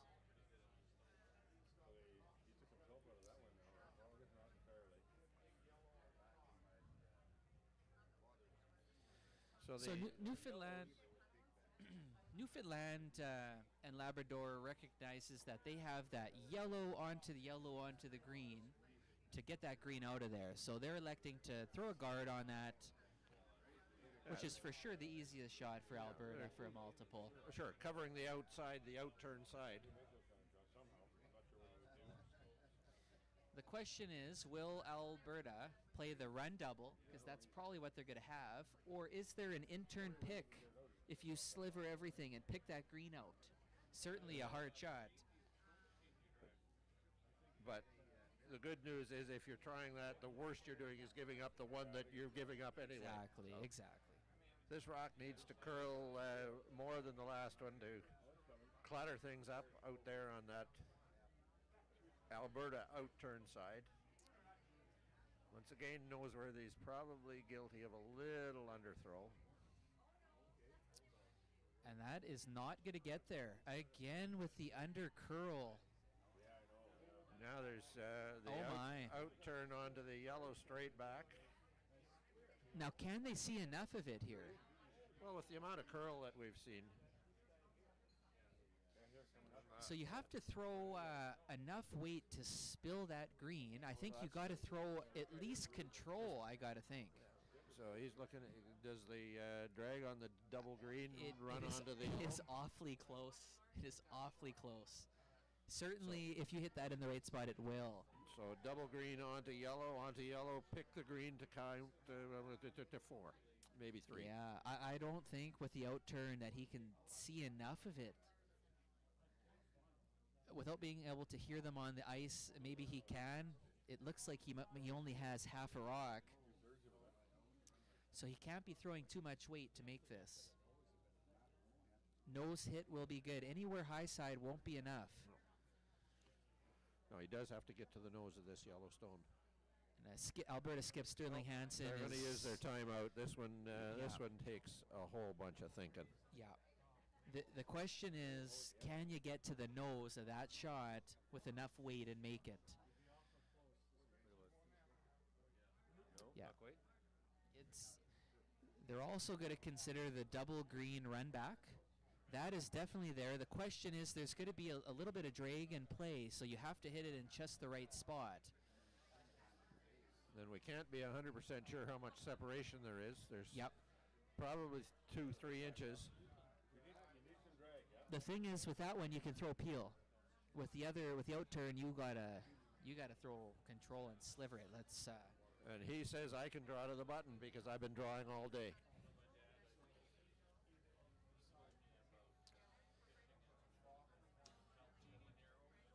they haven't looked at any other shot. They haven't really looked at an intern sort of draw tap thing. I think there's too much curl. Hansen just indicated, what about going around the outside to the edge of the forefoot? Yeah. And that shot is definitely there as well. I think I think a nose hit is awfully close for a big score. The thing is, when you run this into the rings, he's going to lose a few yellows. Yeah. So, he's probably going to lose at least 2 yellows. But still, facing a chance one, for multiple. If he can move the green, whatever he loses, if he scores, is a pretty positive result. To me, this needs to drag down a hair. It's almost a nose, even a hair low. So we're talking big weight hit, green onto yellow onto green. Too far up the center line, didn't even get the second contact. And we'll never know. A steal of 1. We'll never know. It is now 6-3 Newfoundland Labrador. Mark Noseworth and his team over Alberta. Sterling Hansen and his team from Calgary. Fantastic end of curling. Lots of very rocks. entertaining. That's very exactly what entertaining. we're looking for. Now, Resby, you mentioned the growth of the game in New Zealand. I was coaching at the the World Mixed Doubles Qualifier this past December. I was coaching Team Poland. Mm-hmm. And I was speaking to the Portuguese team, and they are building a brand new curling center in Portugal, of all places. Wow. I believe it's in Lisbon, but I could be mistaken. Sure. But certainly they're building a brand new curling facility in Portugal. I want to sign up to coach there because that sounds pretty nice. That does sound good, doesn't it? But the game of curling is growing so much. I coached a team based in Łódź, Poland, the only curling club in the whole country of Poland, but it's about 5 years old. So the curling clubs are popping up everywhere, and it's great to see representation among many really more is. countries. The years that I was on the Canadian Curling Association board and had the privilege of attending World Curling Federation meetings, it was just so exciting to learn of the kinds of growth that you're talking about, and to meet people from around the world, and to see the excitement that they have for the sport. Oh, absolutely. And the passion over there is just it's curlers that haven't quite been to the big moments yet, Yep. that are striving to be, and they put a lot of time into it. So with that being said, we find ourselves in the 7th end, Newfoundland and Labrador with a 6-3 lead. I would argue they were kind of on the ropes a little bit in the first half of the game, but a few calls from the Alberta side, I would say questionable in the 5th end, has kind of flipped the game, It's kind still of amazing, right over. Still amazing to me that draw that basically was from the outside edge of the 12-foot, curled across center and then past the green stone in the back unbelievable, 8-foot. yeah, unbelievable. Remarkable curl there. Yeah. So, one of the things I did want to get you to comment on, Kyle. While at any event like this, the athletes, the people on the ice, are the stars of the show. I have to think that the building itself, the Granite Curling Club, has been one of the stars of the show this week. I've mingled around with a few of the curlers, and from away, there's a reverence and awe for this building. Just about every team I've talked with has just said, we had this circled on our calendar. We wanted to see the Granite Curling Club. We wanted, everybody in this event, just when they walk in here, said, wow. From buying our merchandise because, it's such a good keepsake, to taking photos everywhere. I've seen a number of teams take a photo of the famous granite archway Right. Outside the building. And everybody is just sort of in awe of this wonderful building that we're so lucky to be stewards of for 120 years. So it's amazing. Trick question number 6. This building was built in 1912. Where was the Granite Curling Club located prior to the one at this location? It was over on Ellis or somewhere. Yeah. Wow. Yeah. Oh, wasn't a trick question at all. No. I'm very impressed. As a general manager, I should You need to know I this should stuff. know a few things about the club. Yeah. Yeah. Yeah, so yeah, the original building, and it's the history in I'm this not sure province it was is the second to none. original building. It was the building before this The one. building before this Yeah. one, anywho. But and I've never seen a photo of that building. I never have either. No, but this one that they've erected is a stunner. Yeah, it really is. And the board and the club has poured in millions of dollars to preserve this. Mm-hmm. This building. Renovations it's a very costly building. Speaking as a general manager, it's a very costly building to maintain, being this old. And yeah, there's just been, we've undergone a number of renovations, new carpet this summer. We have a new roof, all sorts of things to this building to keep it looking like it does. But the amount of history in here, and just to see everybody smile when they walk in. And we do a ton of tours. The Granite Curling Club has so many people that visit Winnipeg, curlers from all over, from everywhere in the world, all parts of North America, Asia, everywhere, that come here and say, when I came to Winnipeg, I wanted to see the Granite Curling Club because it's so special. I've actually made the statement, and I absolutely believe it. If you went to any curler anywhere in the world and said, I will give you a free trip to any curling club in the world, this one would be top of the list for almost all, and maybe for all. Absolutely. You're 100% right. I think this would be top of the list. The Royal Montreal Curling Club is quite neat as well, being the oldest in Canada. Yeah. It's a lot smaller than this and looks a little bit different, but very cool. But It is an interesting building, isn't it? It is, yeah. But this is on the top of everyone's list. And we're so lucky to have this gem in the city of Winnipeg, aren't we, Resby? We really are. So as we see here in the 7th end, a lot of rocks in play. Center is wide open. And Alberta has a great chance to generate a multiple here. Got a chance here. The Noseworthy team trying to blast that Yellowstone out of the rings and got the jam. Did bring it into the center, though. Yeah, the play is in the center. Alberta is electing to freeze the back green. They got a lot of backing back there.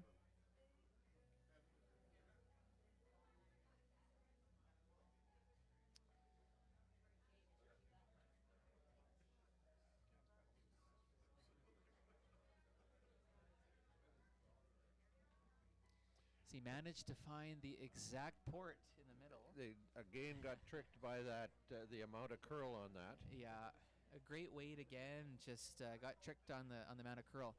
It's interesting. The corner guards are up, but we don't see much play around them, Resby. We see the play kind of in the middle with no guards.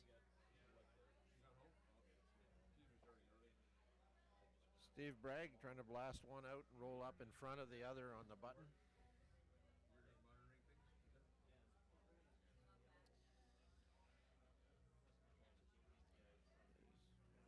He's got the hit, he's got the rolled back right and on a top. wonderful roll on top by Mr. Bragg.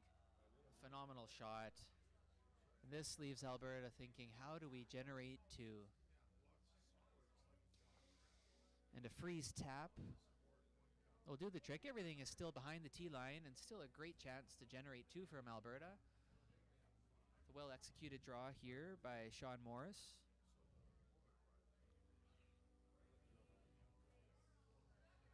Alberta electing to play a lot of the freeze game here up the center.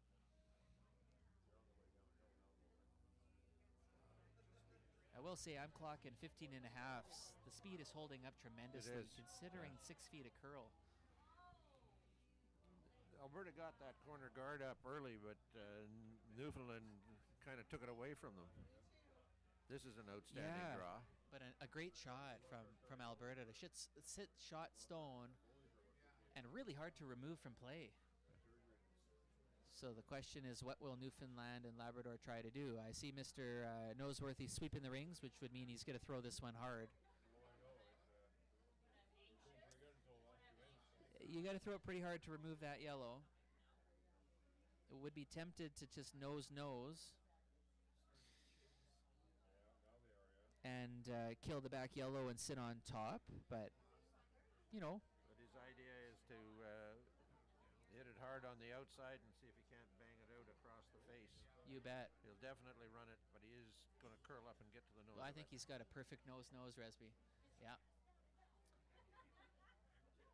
You know what? Not the best result for Newfoundland and Labrador. That yellow, you can't remove it. It is jamming all day. So Alberta has a decision to make. They are shot stone. They don't really want to move those rocks right now. Third man's Sean Morris's second stone here in the 7th. Alberta trails 6-3. A corner freeze is the call. Not, corner freeze it, maybe tap it a hair isn't too bad, I guess. This is running heavy.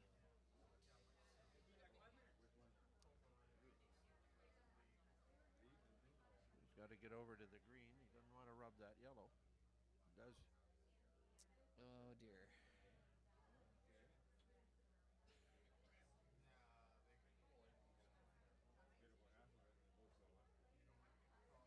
Interesting situation here. Not the worst result from Alberta. It's a tough double. Tough double from Newfoundland. They're talking about just hitting and sitting on top of that yellow is a great result.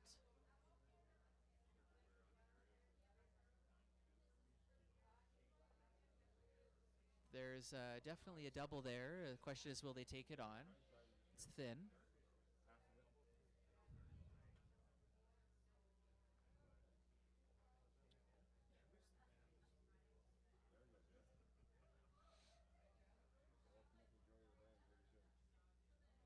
Shout out to our own Shane Mann, who's been going around selling 50-50 every day, raking in lots of money for the curling club.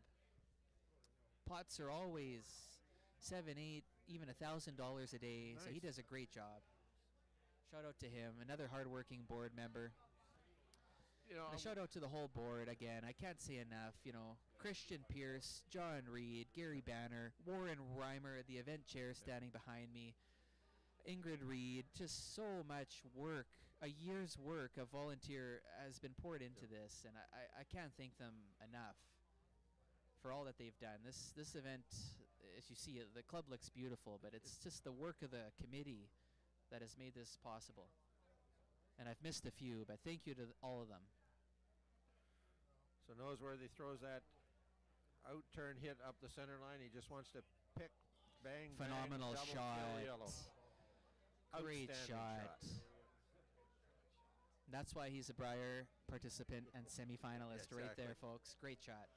So, the other thing, you mentioned the gentleman who's done all the work selling the 50-50s. I always think the folks who buy 50-50 tickets should be thanked as well. You know what? That's a great point, Resby. They come to an event like this, and they know they're going to be asked every day to buy a 50-50 ticket, and sure, some of them it's a little gamble, but for most of them, and I would suggest all of them, it's really just a way of making a contribution that they can justify when they go home. They know it's a donation most Absolutely. of the time, so thank you to all of them as well. So it is Hansen with the out-turn draw in this same run that's given him a little challenge the last couple ends, but he does have a couple to draw to in the back of the forefoot, or one back forefoot, one corner forefoot. Yeah, and a nice freeze here will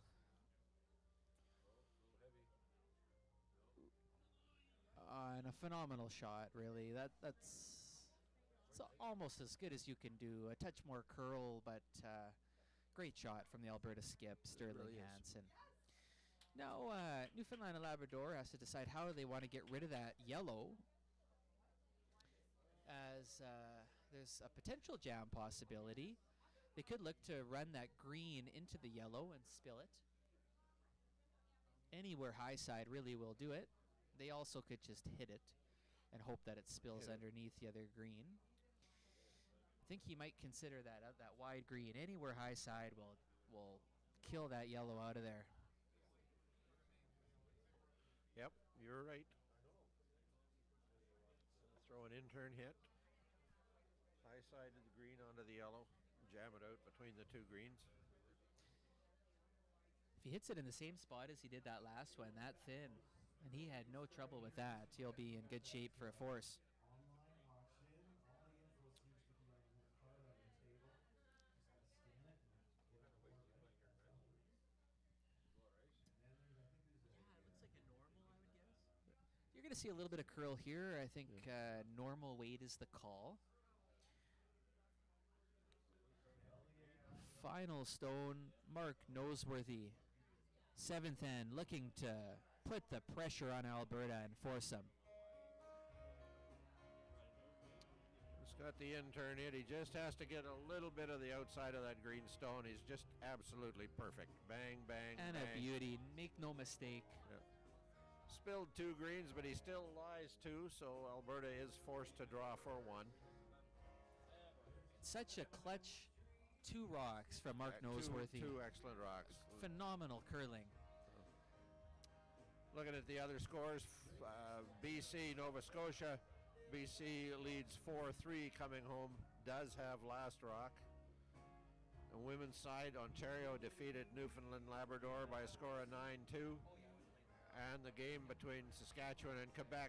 Quebec leads Saskatchewan 6-2. They are playing now in the 6th end. That game did start late because Saskatchewan had gone an extra end on their earlier game. Big shot from Sterling Hansen here. You want to get your 1, and you never know what could happen in the 8th end. Yeah.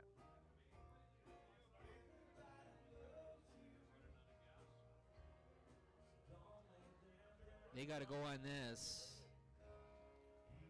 He's got to bite the 8-foot. He's got to be full 8-foot. Sarah Finch and Coco Rayanis, really strong sweep. Great sweep from Brad Impressive sweep. Coco. Brad Coco Rayanis, we call him. You can call him Coco, but it's. I don't know how to pronounce both their last names, so. So it is 6-4 Newfoundland Labrador. Mark Noseworthy and his team from St. John's over Hansen and his Calgary team as we come to the final end. Sarah Finch. How do you say it?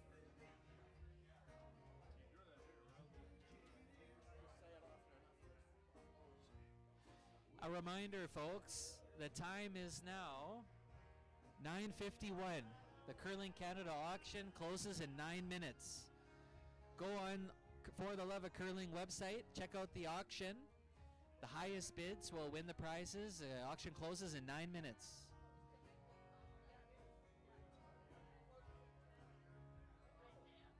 Shout out to our sponsors, the City of Winnipeg, Asham Curling Supplies, Curl Manitoba, Manitoba Turkey Producers, Turnbull Whitaker Insurance Brokers, The Pleasant Plumber, Boston Pizza, Maxillo Winnipeg, MLT Aikens, Western Canada's law firm, GFL, Johnston Group, and Onside Restoration. A number of corporate partners. We couldn't make this event go without your support, so thank you very much.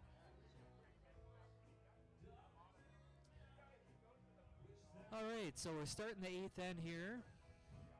Alberta is really in desperation mode, needing to generate a steal of 2. The no-tick rule, we're going to see a double center guard. Noseworthy's putting his first rock in the 4-foot behind the high center guard.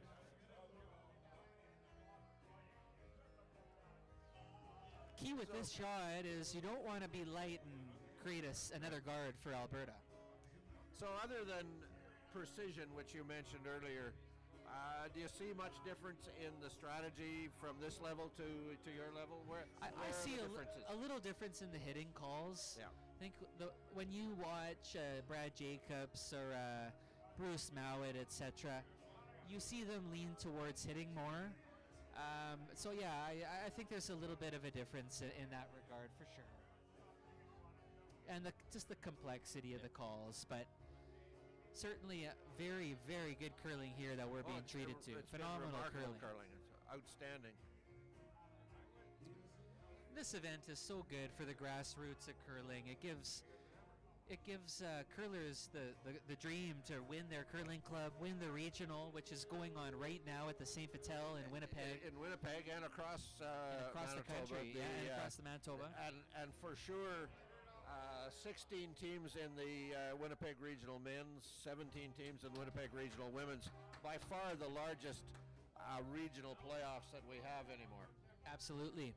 And that was the intent years ago when this concept began, recognizing the separation Yes. between the elite curlers and the more regular curlers. Absolutely. And I hope this event continues to grow and we get more grassroots participation, because this should be every league player's dream, is to participate in this event. We hope that the Granite has made them feel like superstars for the week. Newfoundland cannot play a tick, so they're electing to draw around the center guard. This looks to be a little bit of an error, as it's going to be some backing for Alberta. And it ends up back of the 12-foot. Honestly, it's better back there than back 4-foot. Exactly. So you're going to see Alberta try and junk it up now with tapping that green Newfoundland Labrador stone to the back of the 4-foot and sitting on top. And the goal, I got to think, if I'm Alberta, is try and make Newfoundland and Labrador draw against 2 or 3. Exactly. That has got to be the goal. Draw against the game.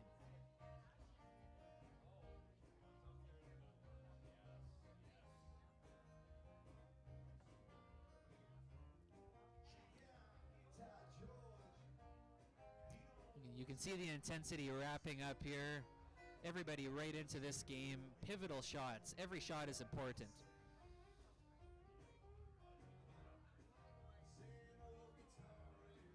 So they make that first out turn draw across, punch it back a little bit. Now what does Noseworthy do? If I'm Noseworthy, I'm peeling a center. You're up 2, single peel is just fine.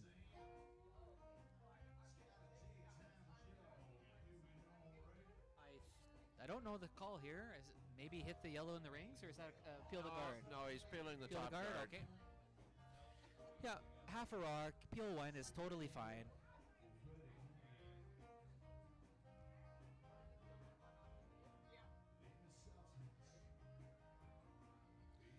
And I think they're playing the one in the rings, I think. Yeah. Okay, well, he kind of got away with it. He sort of made the peel.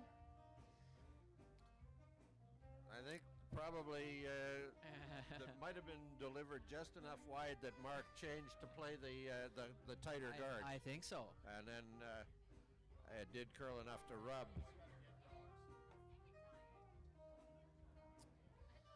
So some rocks in play for Alberta. If they can get another one in here, sort of rearrange it a little bit. It was a sneaky shot from Newfoundland and Labrador as they're blocking the in-turn draw now. Exactly. Although with the amount of curl to this ice, maybe not. It's still there, 100%. Yeah.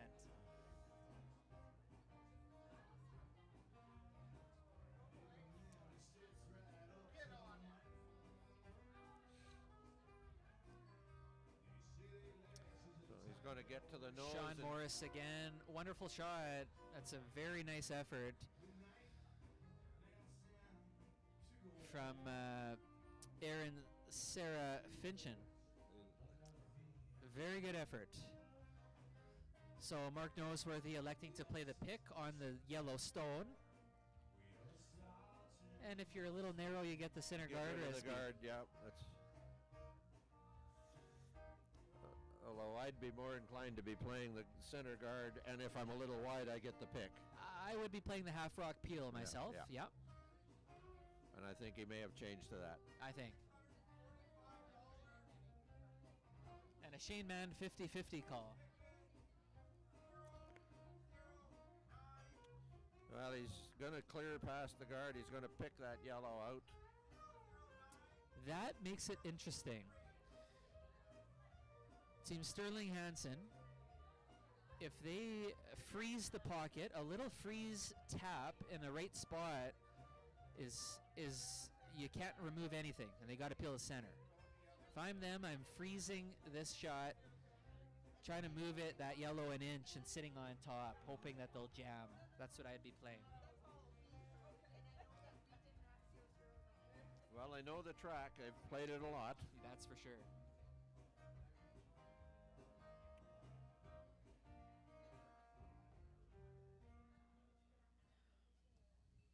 Sean Morris first stone here in the potentially final end, the 8th end.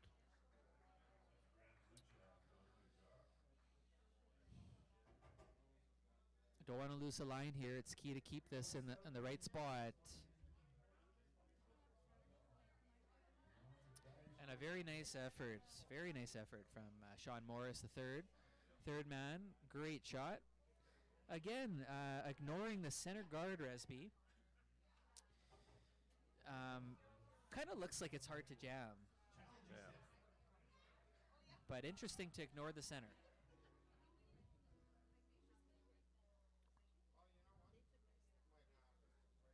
Out-turn hit. Steve break. Just paper thin past the top one, or paper rub it and kill them both.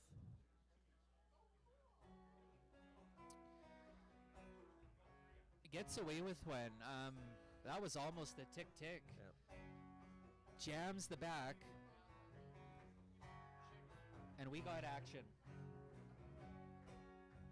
So A 3 freeze rocks tab. each to come. I think if you're Alberta and you play that in the out-turn freeze tab, and you tap that yellow frozen to the green and sit on top, almost buried, is pretty darn good. Yeah. They also could look to play a hit and roll off that green, which is an excellent call as well. And roll behind, and all of a sudden there's 3 yellows to 1 lone green, Resby. Very tempting to play that. That's great shot would be to hit that green out and roll to push the yellow to the side of the forefoot and sit 3/4 buried. range, yeah. Yep. That is the best shot, I think, folks. Hit and roll. I think that's the call. Absolutely. Hit and roll, and it is going to get really interesting here. So a critical shot from third Sean Morris.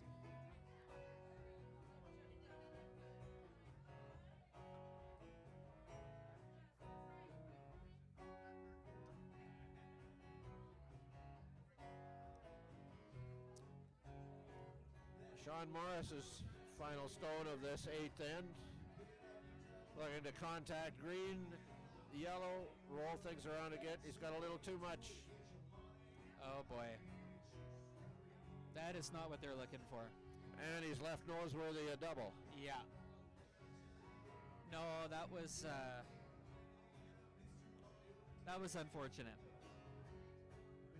This got outside, got on the outside of the rock. And about everything went wrong, taking the yellow out of the back of the Just rings about as well. everything. Yeah. Yeah.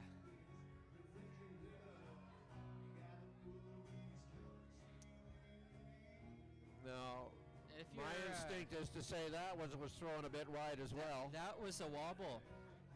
You don't want to jam this. Got away with that. They got away with it. Yeah. But let Hansen back in the game. Yep. I think the pressure is building. And I suggest probably some tired bodies as well. You know. Absolutely. We're not talking young, finely tuned athletes. I'm not saying these guys are not fit, but I am saying that they're a little older. And what are they in their 3rd game of the day? Yep. Third Yeah. game. So This playoffs has been a complete marathon. yeah. Quite the format Curling Canada has put together. Nice A try. no shortage of curling, that's for sure.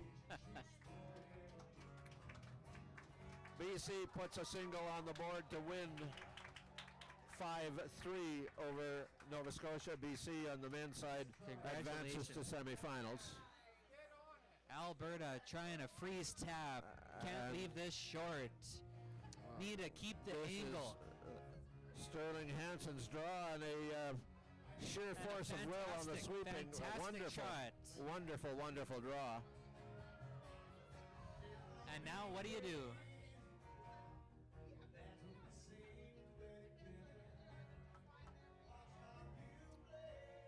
My oh my, great shot from Skipper. Well, you've got an interesting set of problems. You try to guard. You're leaving something for them to run through. Yep. You play the same tap, tap, and push the green behind the button, so the line, the angle is Angle changes. completely different. And we got a timeout, Team Newfoundland. Labrador timeout. And it looks like they're discussing a tight guard. Yep.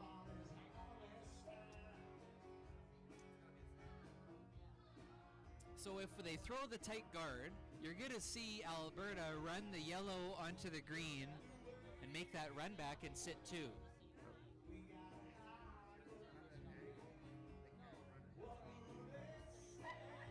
It's interesting. They could peel the guard. They could peel the center peel the guard as guard. well. Something they haven't done all in though. No, they haven't. I don't like the draw. I really don't like that.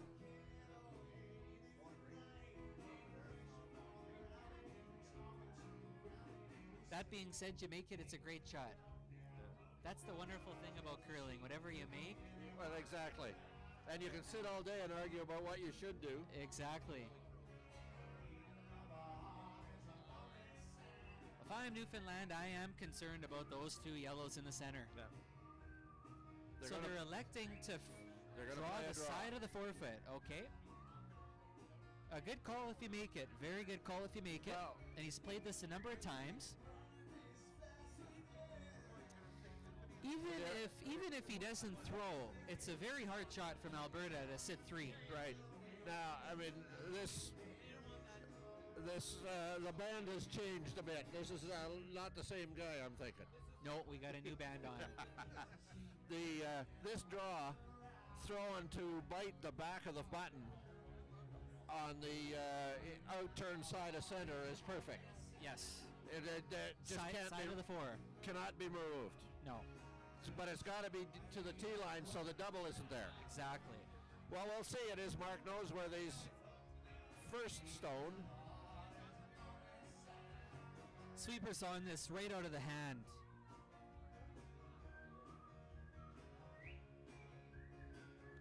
What a sweep. John He's gonna Shepard put it on and the back Andrew of the button. Manuel. What a shot. Wow. Phenomenal. With that rock, with the two angles, there just is no winning shot. That'll just about do it. What an outstanding draw. And gotta tip your hat. That is an amazing shot. Called and made. So the only call he's got is to run this long yellow to pick the two greens. Yes. Very hard. What an incredible draw. What an outstanding draw, no Yeah. question. And spectacular sweeping. First class all the way. John Shepard and Andrew Manuel pillar to post. So here it is, Sterling Hansen's desperation last shot. Run yellow, try to pick two greens out. Not gonna there. do it. Mark knows where they puts two on the board. Final score will be 8-4 as we wrap up here at the Granite. Kyle, a pleasure working with you. It was a wonderful game. Absolute pleasure, Resby. Hats off to Team Newfoundland and Labrador. They played phenomenal comeback victory. And what an excellent game for shot game, making. and they advanced to the semifinal round, and there'll be somebody here tomorrow talking about all those games. Absolutely. The Ontario women's team has won. The women's game between Saskatchewan and Quebec will continue. Quebec leads 6-4, playing N7. So that's it from the Granite Curling Club. Resby Coots and Kyle During. Thanks for inviting me. Thank you very much for tuning in, everybody. And thank you. Have a good night, and we'll see you tomorrow morning for the semifinal.